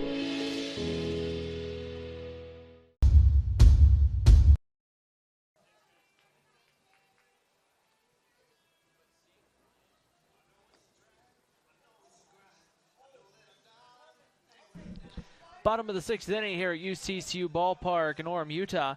New pitcher on for Sacramento State. It will be the right-hander coming in. Number 55, Travis Martiza will come in. Martiza on the year is 2-1, making his 23rd appearance with a 3.51 ERA. He's got 1 save. He's gone 33 innings, 37 hits, 19 runs, 13 earned. 7 walks to 19 strikeouts. Opponents hitting .278 off the right-hander, who will get 8, 9, and 1. It will be Polson, Hall, and Howell coming up here for the Wolverines. Jordan, this is a big part of the lineup that provided that big 3-run 4th inning. We'll see maybe if Utah Valley can add some insurance here. Indeed, Polson doubled in his last at bat. As you mentioned, he hits one high into right field, though, in the ballpark. On the first pitch, he is retired. Zeidman out there puts him away. There's one out. The last time we saw Martitza, or we didn't see him, but last time he pitched was this past Tuesday at home against Nevada. Threw an inning and gave up 2 runs. That's a game in which the Hornets eventually came back and won. So Polson retired. Here is Hall.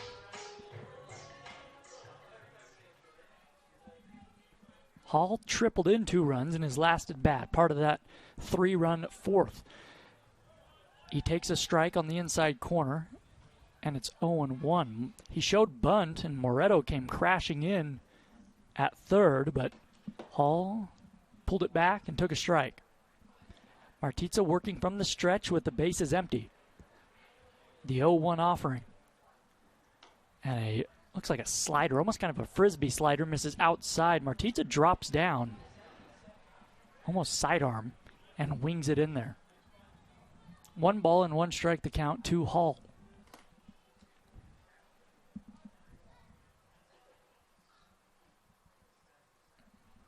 One is swung on and chopped foul on the third base side. Just a picturesque evening here at UCCU Ballpark. The mountains and the setting sun, kind of a purplish color beyond left and center field. The lights beginning to take effect. And it's a shame. It's always in the month of May that we say, yeah, it's too bad the college baseball season starts so early as a fastball misses outside and it's 2-2. I say the fastball, that may have been a changeup, a straight-looking off-speed pitch. We play so many games in March when it is freezing cold. Then we get to May, and we're like, all right, now we're ready to go, and we only have 4 games left. The 2-2 pitch to Hall, a strike 3 called on the outside corner. Hall thought it was a bit off the plate, but we've seen Cantu call that one a strike tonight, 2 away. Next up for the Wolverines, number 2, shortstop Trevor Howell. So here is Howell with the bases empty. Trevor has been the Wolverines' best hitter since April 1st. He's had a really nice second half of the season after struggling. The first half, he is one of the seniors that will be honored before the game tomorrow. First pitch curveball right there on the inside corner, called for strike 1. Martitza out of Lomita, California, went to Torrance High School. 6-2, Utah Valley. We're in the last of the 6th inning. The 1-strike pitch, and Howell shows bunt, and he bunts it foul. He was trying to catch Moretto sleeping at third. Now it's 0-2. Tonight, Howell is 1 for 3. He doubled in a run in the 4th inning. That big 3-run rally for the Wolverines coming with 2 outs. The bases were empty. 2 were gone in the inning, and then Austin Roberts, the starter, gave up 4 consecutive hits, 3 of which were extra base hits. The 0-2 to Howell. Oh, way outside with a pitch. Martitza not close there, and it's 1-2. That is not a good 0-2 pitch. That's an easy take for Trevor Howell. Martitza, in his first inning of work here in the 6th, he has been sharp, though. He has retired the first 2 men he has faced.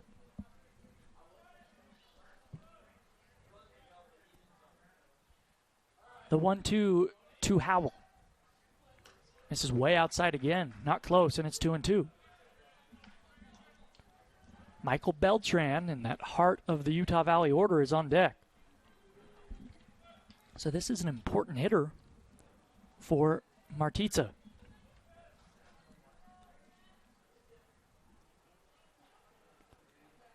The 2-2 pitch. Here it comes.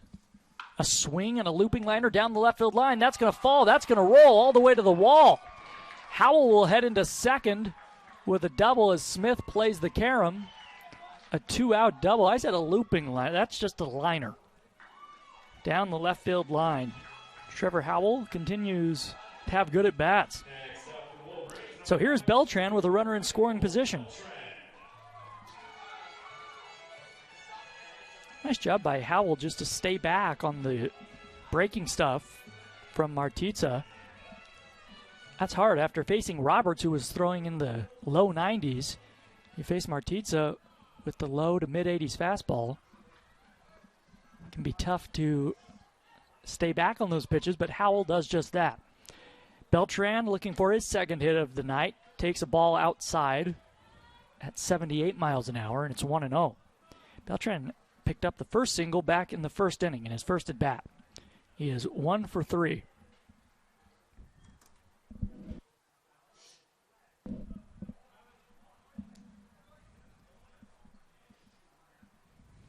Howell dancing off second. Now Martitza just steps off.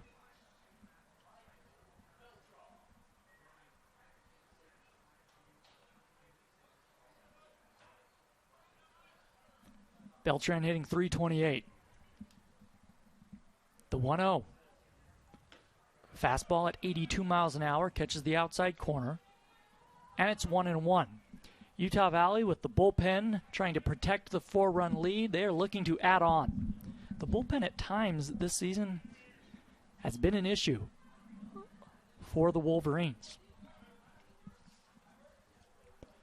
The 1-1 from Martitza. A swing and a miss from Beltran. That looked like a slider on the outside corner, and it's 1-2.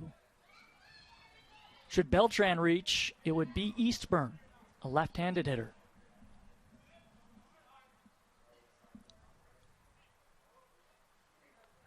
Howell at second. Beltran with an open stance, waving that bat out in front of home plate. Martitza comes set at the waist, the 1-2. Fastball misses inside, and the count is even at 2-2. It's a good take by Beltran. A fairly close pitch, but one that he could do nothing with. Martitza peers in. He comes set, the 2-2 offering.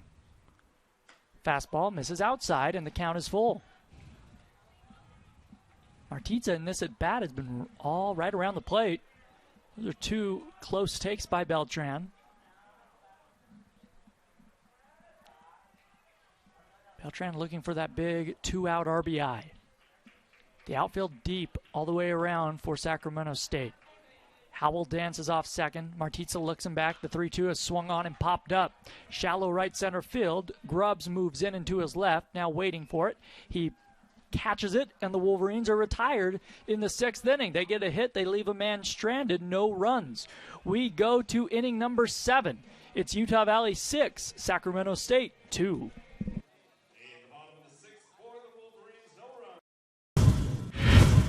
Let's do this. Let's do it. Huh? Let's do this.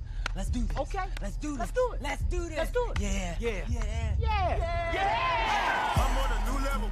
I'm on a new level. Give your head a Mountain Dew kickstart. Be a king in your mind, but do the work of a servant. With a purpose on the mission, you get to what you deserve. If it's worth it, you be on straight and narrow instead of swerving. Ignore the dream killers and doubters, because they ain't perfect. Dang, still a lot of doubters out there. What do you want to tell them? Thank you for the motivation.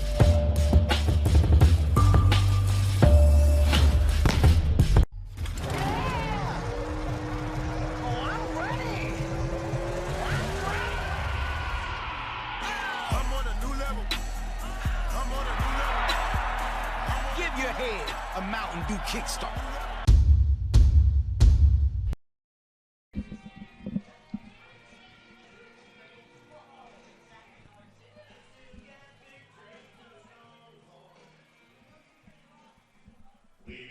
Six to 2, Utah Valley as we begin the 7th inning. It's Mason Gray back out in relief for the Wolverines. He will face Grubbs, Smith, and Torres, and it is my great pleasure to hand it over to Ryan Pickens. Thank you, Jordan. The first pitch to Bronson Grubbs is in there for a strike, and it's 0-1 on Grubbs, the 9-hole hitter for Sacramento State. The Hornets trying to get some offense going. 2 runs on 5 hits and 1 error tonight for the Hornets. The 0-1 pitch right there just below the belt for a called strike, and it's 0-2 the count. Grubbs has been hit by a pitch and struck out. on the night for Sacramento State as the sun has set and dusk here at the ballpark. Here's the 0-2 pitch to Grubbs. That one's going to be hit the other way down the right field line. Polson will give it a look, but it gets fouled there onto the utility area. We'll do it again. No balls and 2 strikes here on Grubbs. Well, up in Bellevue, Washington, New Mexico State, and Seattle, the Redhawks have loaded the bases with 1 gone, trying to push a couple runs across. It's now 16-5 New Mexico State, so Seattle needing 2 runs to keep that ball game going. Here's Grubbs, hits one to center field. Michael Beltran will get over to right center field. He'll make the catch, and there's 1 gone. Don't forget, fans, to stick around after the ball game for our post-game show. We will award our Wilkinson's Trophy Player of the Game. With 41 years of experience, Wilkinson's Trophy is your place for awards, screen printing, embroidery, and name badges. Check out selections online at wilkinsonstrophy.com. Here's Matt Smith, who has reached base in all 3 of his plate appearances today. 2 base hits, and he's also been hit by a pitch. There he takes, looks like a curveball. It settles in there for a called strike from Mason Gray. And it's 0-1 here on Matt Smith. Ready to go. Gray set to come home. Here's the 0-1 pitch. Low and outside for a ball, and the count moves to 1-1 here on Matt Smith. Keith Torres in the on-deck circle for the Hornets. This appears right now, anyway, to be Mason Gray's ball game. Here's the 1-1 pitch on its way home, and that one's hit well into left center field. Beltran going back, still chasing it back, and that ball is going to be off the wall. Here comes Smith going around second. He's going to dig for third. The relay throw from Howell to Madsen is on target, but not in time. And getting underneath the tag is Smith, his 4th time being on base tonight in that leadoff spot for Sacramento State. His 3rd hit of the ball game. And now Keith Torres there with a runner on at third base will come to the plate. And if you're Sacramento State, this is where you want to try to see if you can at least get 1 run back here, as Mason Gray will get ready to go to work. Smith missed his 5th home run there by maybe a foot. That hit the very top of the wall. There's some extra padding along the top of that wall in center field, and that hit the padding. Ready to go right here from the stretch. Mason Gray kicks and comes home, and there's a fastball just below the belt for a called strike to Torres, and it's no balls and a strike. Torres, coming into this week, had a reach base streak of 16 games. That was the longest so far for the Sacramento State team this year. The 0-1 pitch misses for a ball, and it's 1 ball and 1 strike. We talked about some of the success Sacramento State's had off that team from a year ago. They had 3 players drafted. They have Vinny Esposito, an infielder, 34th round by the Tigers. And the 0-1 pitch gets in there for a strike, and it's 0-2 here on Torres. Ian Dawkins played a lot of outfield. Well, he went to the 27th round to the Chicago White Sox. He's playing right now in A-ball for the Kannapolis Intimidators.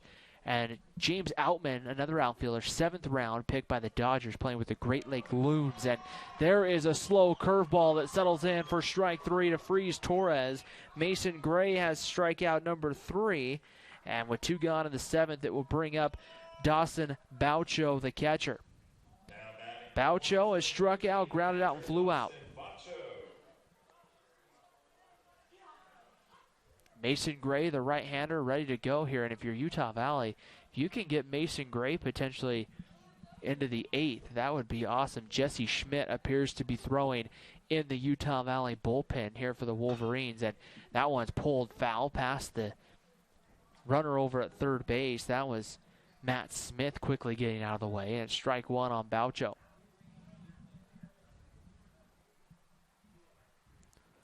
Right here as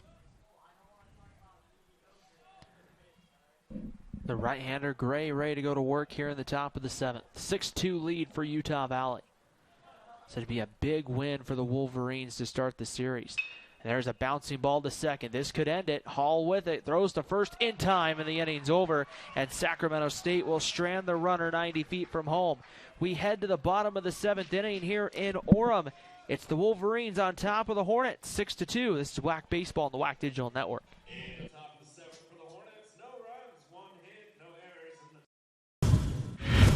The road to national championships runs through NCAA.com and the NCAA Sports app. And whether you follow one college team or all of them, it's never been easier to get the content you want all in one place. With live broadcasts of multiple championships across all divisions.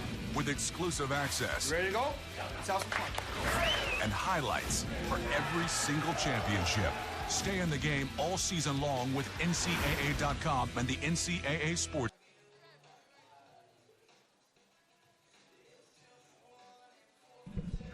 Bottom of the 7th inning here in Orem.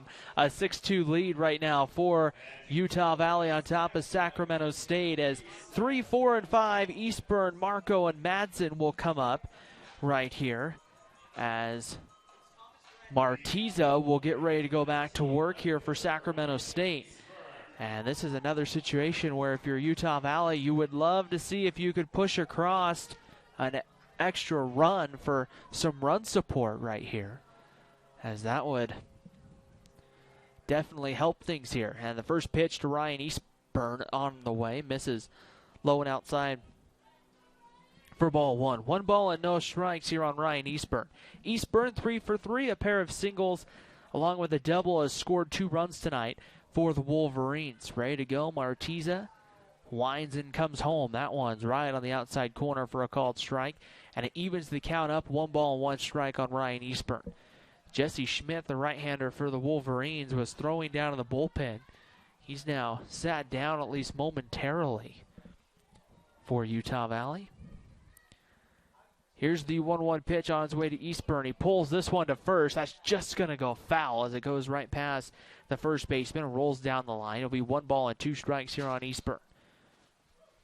Martiza, the right-hander, working well. Well, we mentioned that New Mexico State-Seattle game starting to get a little interesting up in Bellevue. The Redhawks have pushed across a couple of runs.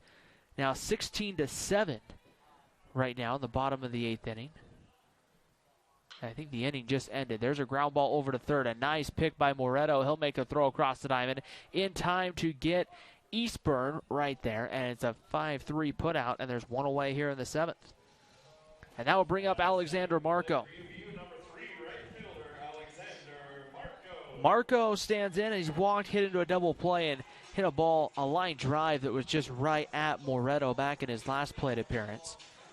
And an update from Bakersfield. How about CSU Bakersfield up 7-0 on UTRGV in the bottom of the 5th inning? It's going to make some people in New Mexico and Las Cruces happy tonight. The 0-1 pitch there to the first pitch to Alexander Marco. Anthony's for a called strike, because if everything holds up the way it's going right now, the Aggies are going to be a game up on both Sacramento State and UTRGV heading into tomorrow. The pitch on its way, and Marco swings, hits this one to right field. Coming in, diving, and he did not come up with it. Marco slips as he gets to about first base, and he'll just kind of crawl there, just a step or two ahead to first base. Right there, diving was Zeidman, and he couldn't come up with it. And Alexander Marco will be off first base there with a long base hit right there. So Marco is aboard at first with 1 gone, and here's Mick Madsen. And you don't want to see, this is the last point in the season, you don't want to see anybody get hurt. Getting this late there, but Alexander Marco appears to be fine over at first base. And Mick Madsen will stand in the box ready to go. Madsen is hit into a fielder's choice, grounded out, and singled in his last plate appearance. And the first pitch on its way is going to miss for ball 1. 1 ball and no strikes here on Mick Madsen. I don't know how big of a role when the season began that people thought Mick Madsen may have. However, Madsen has really played his way into the lineup. The 1-0 pitch on its way here, and that one swung out and popped up. Hit into right field, coming in is Zeidman. He'll wait under it, he'll make the catch for the second out of the inning. The reason why I say that is because when you kind of looked at things, the way things were going, Madsen saw a lot of his at-bats at the DH spot when Ryan Eastburn was unable to play. And so kind of one of those things where you wondered once Eastburn got going where Madsen was going to fit into it. But because Madsen swung the bat so well, he got some time in there at third base and just kind of kept finding different ways to get him in the lineup. Here's Drew Sims, the catcher, with 2 outs here in the bottom of the 7th. And Sims rolls this one slowly to second. Up with it, the second baseman McPhillips goes to first, and the inning is over. So Utah Valley gets one man on. They strand him. We head to the 8th here in Orem. Utah Valley 6, Sacramento State 2. This is Utah Valley University Baseball on the WAC Digital Network.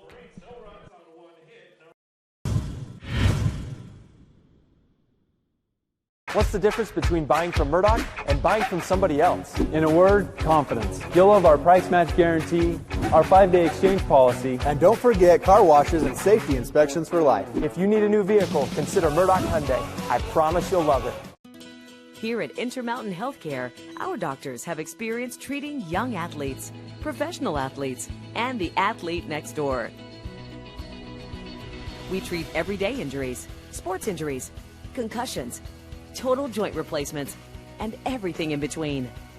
Come visit our board-certified physicians and surgeons here at Intermountain Healthcare's Utah Valley Orthopedic and Sports Medicine Clinic. We're committed to keeping you moving.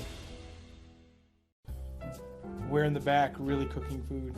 You know, we take pride in all the food that we do. We make the meatballs from scratch. We make the pasta.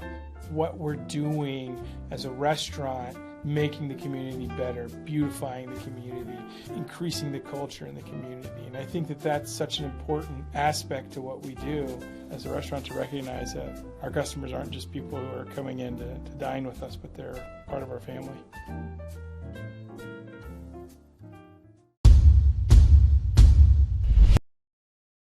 Top of the 8th inning here in Orem at UCCU Ballpark. Utah Valley holding on to a 6-2 lead over Sacramento State. But the 4, 5, and 6 hitters for the Hornets coming up. Mason Gray's pitched well through 2 innings. We'll see him start the 8th inning. And we'll send it over to Jordan Bianucci with the play-by-play. Jordan, I mean, a great opportunity here for Utah Valley to play spoiler a little bit here, but much less pick up a much-needed win, especially with CSU Bakersfield winning as well. Indeed, the first pitch curveball into Vincelli Samard is in there for a called strike. Gray out for his 3rd inning of work. He has allowed 2 base runners, no runs. The 0-1 pitch coming. Now time is taken at home plate. The first time he has faced Vincelli Samard, and a curveball misses outside. It is 1-1. Jesse Schmidt, who has really been Utah Valley's closer this season, is warm. He is in the bullpen. From the windup, Gray delivers. The 1-1 fastball in there for a called strike. That one on the outside corner, but maybe a little below the knees. And you can't blame Vincelli Samard. He did not like that call. That was a low strike. 1-2. Moretto is on deck. The 1-2 pitch, a swing and a pop-up. On the right side of the infield, Polson, the first baseman, will wait right on the lip of the infield grass. He makes the grab, and there's one away. Well, Jake Carr went 5 innings tonight. He gave up just 2 runs, one of which is earned. So he had a very nice night and is in line, if the Wolverines can hold it, for the win. Moretto, a right-handed hitter. He was the first man Gray faced, and he singled off him. Here he singles off him again into the hole. Howell backhands it, but his throw is going to be wide of first. He never should have even thrown that. Polson does a nice job picking it out of the dirt and keeping it from going into foul territory. Be an infield base hit for Moretto. And here is McPhillips. McPhillips struck out facing Gray back in the 6th.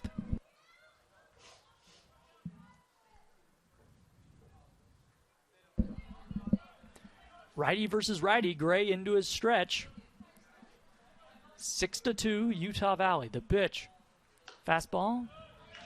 Belt high, called for a strike on the outside corner. Gray has given up a few hits, but has been really sharp. This is one of the best I've seen Gray, or some of the best I've seen Gray pitch this season. Polson holding on the runner. The right-hander comes set away from his body. The 1-strike pitch is down and away in the dirt, backhanded by Sims. And it's 1-1. Utah Valley scored 2 in the first inning, 3 in the 4th, and they tacked on another one in the 5th. Meanwhile, Sac State scored 1 in the third, 1 in the fifth. The 1-1 pitch, a swing and a ground ball, slowly hit up the middle. Howell has it. He tosses to second for 1, on to first. 2, a double play. And just like that, the inning is over. We go to the last of the 8th inning. It's Utah Valley 6, Sacramento State 2.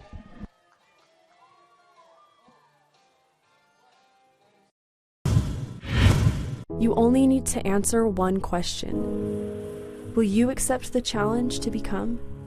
No matter where you are in life, no matter your interests.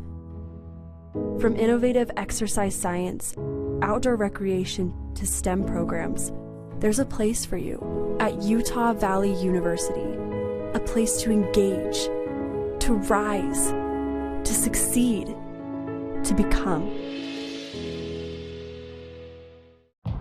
Label me. You know you want to. Don't be shy. You do it behind my back. So say it to my face. You don't know me. You know what I am? I'm a pitcher. I'm a striker. I'm a point guard. I'm a linebacker. I'm a setter. Shortstop. High jumper. Wrestler. Defender. Goalie. Student. Student athletes. That's who we are.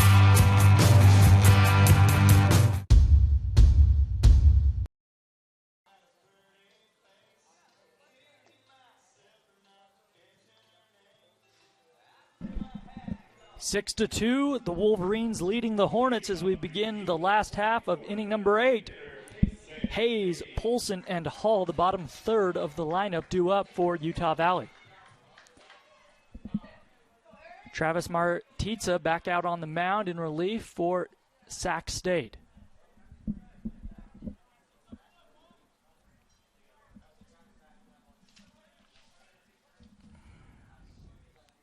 The Wolverines looking to pick up just their 5th home win of the year. Here's a ground ball into the hole at short. Backhanded by Torres. He throws across his body to get the slow-running Hayes, and there's one away. Nice play by Torres. He had to kind of round that slow grounder in the hole, then made a strong throw. The Wolverines have really not been great on the road or at home, but just 4 wins here at UCCU Ballpark. If they can get through the top of the 9th, they will have win number 5 here in Orem. Just 4-16 this season at home. And a win against a really, really good team. Polson at the plate. He takes a strike at the knees. And it's 0-1. The junior doubled and scored a run in the 4th. He is 1 for 3. He was actually the first man to face Martitza. Back in the 6th inning, he flied out. The 1-strike pitch to him. Ball misses down and away, and it's 1-1.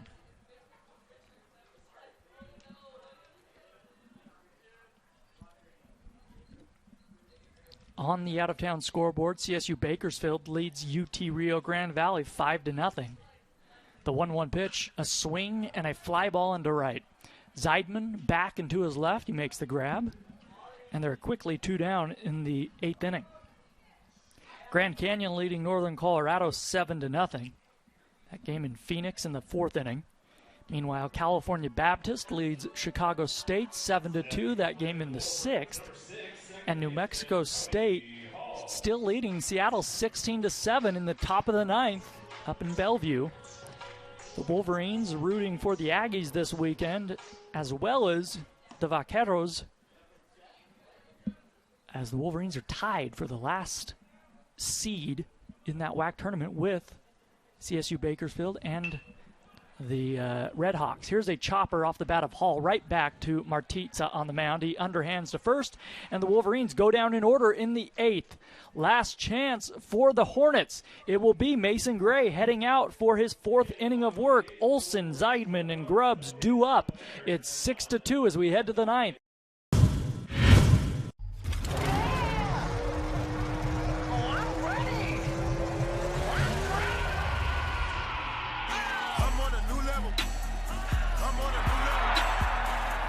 Your head a Mountain Dew kickstart.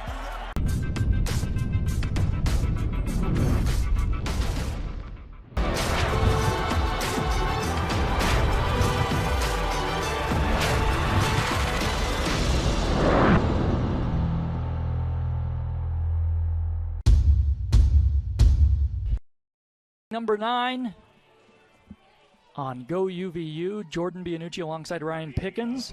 Olson, Zeidman, and Grubbs, bottom third of Sacramento State's order, due up here. Mason Gray trying to close it out for Utah Valley.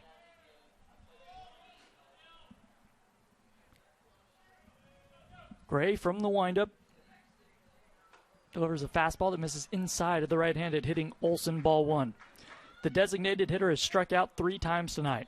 One of those coming against Gray back in the 6th. The 1-0 pitch.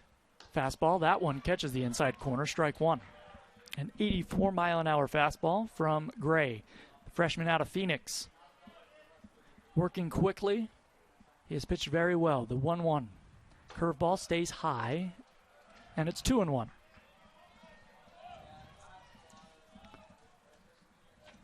Well, Sacramento State needs base runners.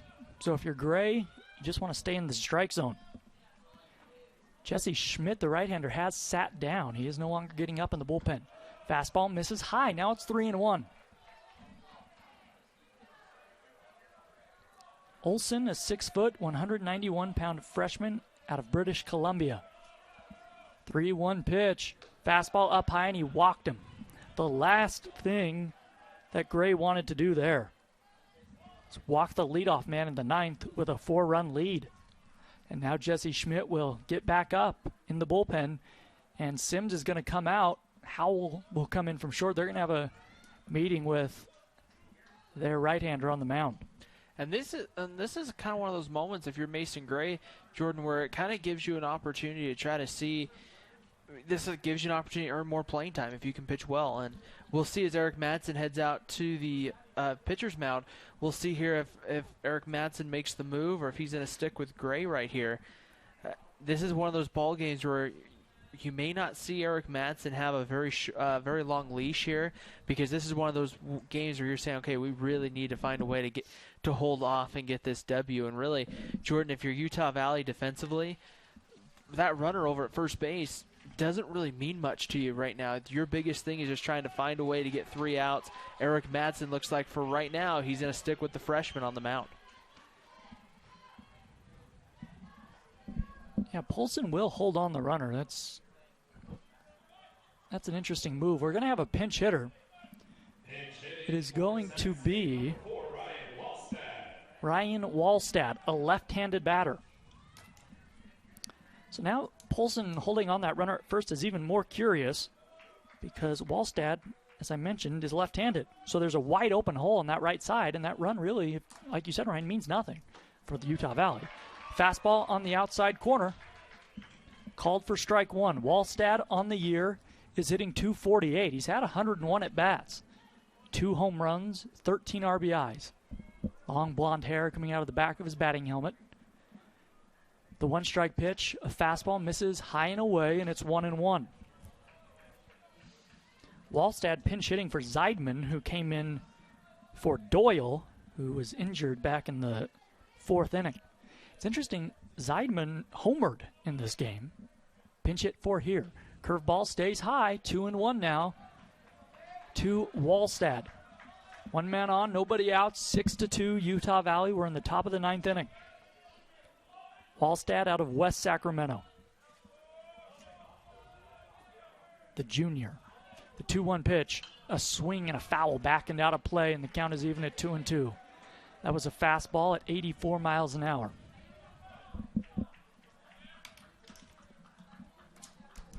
And this might be just a move, Jordan, to get that right-handed pitcher against the left-handed hitter here. Try to see you get a guy like Wallstad in there with some good speed, maybe get something in the gap. But really here, I think the biggest thing is going righty versus lefty instead of that righty versus righty matchup. 2-2 pitch. Curveball misses high and away, and the count is full.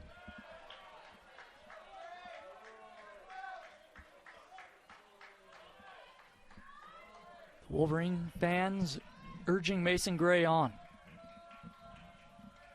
The wind slightly blowing out towards center field.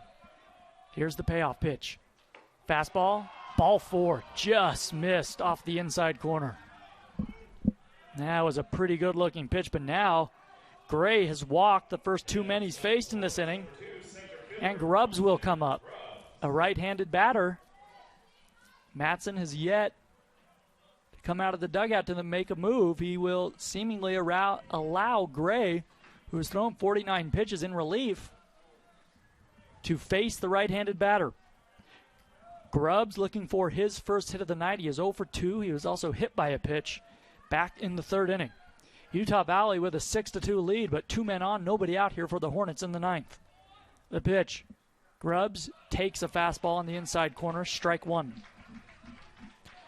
Well, I don't know, Jordan. I know this would be a little kind of obscure, but I don't know with the speed of Grubbs, with the way Mick Matson's playing back on the bag, I don't know if I wouldn't try to maybe let Grubbs try to lay one down the third baseline and use that speed and see if you couldn't cause some chaos on that infield. One strike pitch is swung on and lifted into left center. Coming in and to his left is Eastburn. He is there. He makes the grab, and there is one away. Well, it was an interesting thought. You're absolutely right. Matson would not have been expecting it. Grubbs flies out. Now to the top of the order. And that is a huge out for Gray because Smith comes to bat. He has had a tremendous night. 3 for 3. He's been on base 4 times. So instead of coming up as the tying run, that role is relinquished to Torres, who is on deck. Smith, a right-handed batter, open stance. He stands up straight in the batter's box. Gray set. Here it comes. A curveball. Ooh, just misses off the outside corner. Ball one. We have seen Javier Cantu call that one a strike tonight. Not now. Utah Valley with a 4-run lead. 2 men on, 1 man out. The pitch to Smith. Curveball, grounded to third. Matson plays it off his chest, tags one runner, goes to first. No, he'll eat it. But he tags out. Olsen trying to take third. A nice play by Matson just to get the one out. Hangs on to the baseball, and there are 2 away for Torres. Last chance for the Hornets. Next up for the Hornets, number 7, shortstop Keith Torres.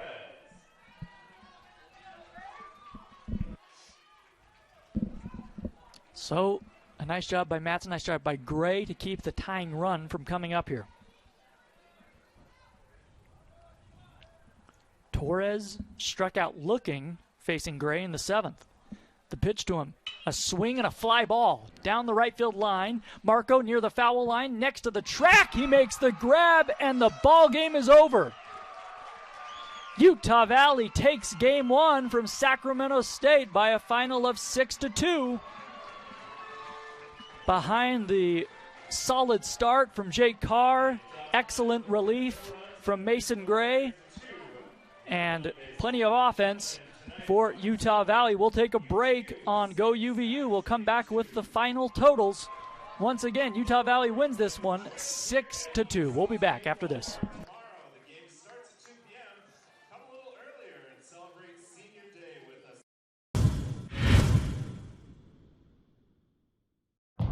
Label me. You know you want to. Don't be shy. You do it behind my back.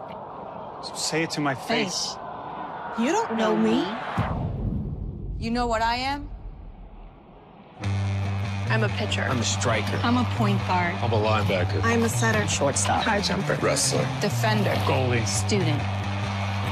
Student athletes. That's who we are. Thinking of buying a home? Think bigger. Because with UCCU's low interest rates and low mortgage insurance rates, you could qualify for more house with the same payment you could get from other local lenders. A mortgage with UCCU gives you more purchase power. That means more money you can put into your home or back into your pocket. To learn more, visit uccu.com/morehouse or stop by any UCCU branch today. More house, same payment. Only at UCCU, inspiring smart mortgage decisions. The latest from KSL 5 News, including breaking news as it happens, and all your favorite KSL shows, ready to watch anytime. Download the free KSL app right now on all your favorite devices. Here at Intermountain Healthcare, our doctors have experience treating young athletes, professional athletes, and the athlete next door. We treat everyday injuries, sports injuries, concussions, total joint replacements, and everything in between. Come visit our board-certified physicians and surgeons here at Intermountain Healthcare's Utah Valley Orthopedic and Sports Medicine Clinic. We're committed to keeping you moving. Sacramento State 6-2 in game one of this three-game series. And, Ryan, this is one of perhaps the most complete performance we have seen tonight from Utah Valley this season. Boy, you think about tonight's ball game. If you're Utah Valley and you've been kind of waiting for a performance kind of like this, and you got it exactly when you needed it. Kind of when your season, in a way, if you're Utah Valley, your back's up against a wall at this point. It's win or go home kind of a thing the rest of the way. And if you're Utah Valley tonight, you hit the ball well, you got the double play when you needed it in a big situation late in the ball game. There's a lot of things Utah Valley did well tonight. Didn't necessarily hit the ball all over the yard or have their best offensive game of the year. But Jordan, this is what we talked about earlier in the season with Utah Valley. If the Utah Valley can pitch similar or close to what they did tonight, and if that pitching staff can give the offense enough backing where the offense doesn't have to go out and score 14, 15 runs to win, this is a Utah Valley team that definitely would have had a lot more on the win total and compared to the loss total. Utah Valley just had a tough time getting that going early in the season. But, boy, when you can get the performance that you got out of Jake Carr and then you go to Mason Gray, it kind of sets you up a lot better for an opportunity to win. Indeed, Jake Carr was tremendous. The senior in his final home start went 5 innings, gave up just 2 runs, struck out 5. He threw 112 pitches, and he is our Wilkinson's Trophy Player of the Game. With 41 years of experience, Wilkinson's Trophy is your place for awards, screen printing, embroidery, and name badges. Check out selections online at wilkinsonstrophy.com. Let's take a look at the final totals. Utah Valley with 6 runs on 11 hits, no errors. Sacramento State with 2 runs on 7 hits, 1 error. The win, of course, goes to Jake Carr. He improves to 4-9 on the year. Austin Roberts gets the loss. He is 4-4. Mason Gray, meanwhile, picks up his first save of the season. UVU improves to 12-35 overall, 8-14 in conference play. Sacramento State falls to 30-19, 16-6 in conference play. And unless things change, well, things are going pretty well, actually, for Sacramento State, except that New Mexico State is beating Seattle 21-7, a 2-touchdown lead for the Aggies up in Bellevue. So unless things go south real quickly for the Aggies, New Mexico State will move into first place, sole possession of first place in the WAC. Meanwhile, Utah Valley will remain tied in that last seed spot for the WAC tournament with CSU Bakersfield. That is assuming that the Runners maintain their 7-0 lead over the Vaqueros in that one. That game is in the 6th inning in Bakersfield. But Utah Valley moves a game ahead of Seattle in that last seed spot. The attendance of the ball game was 709. The time was 2 hours and 59 minutes. We hope you enjoyed the broadcast. Our next broadcast will be tomorrow afternoon. It is Senior Day at the Yard. Come out to UCCU Ballpark.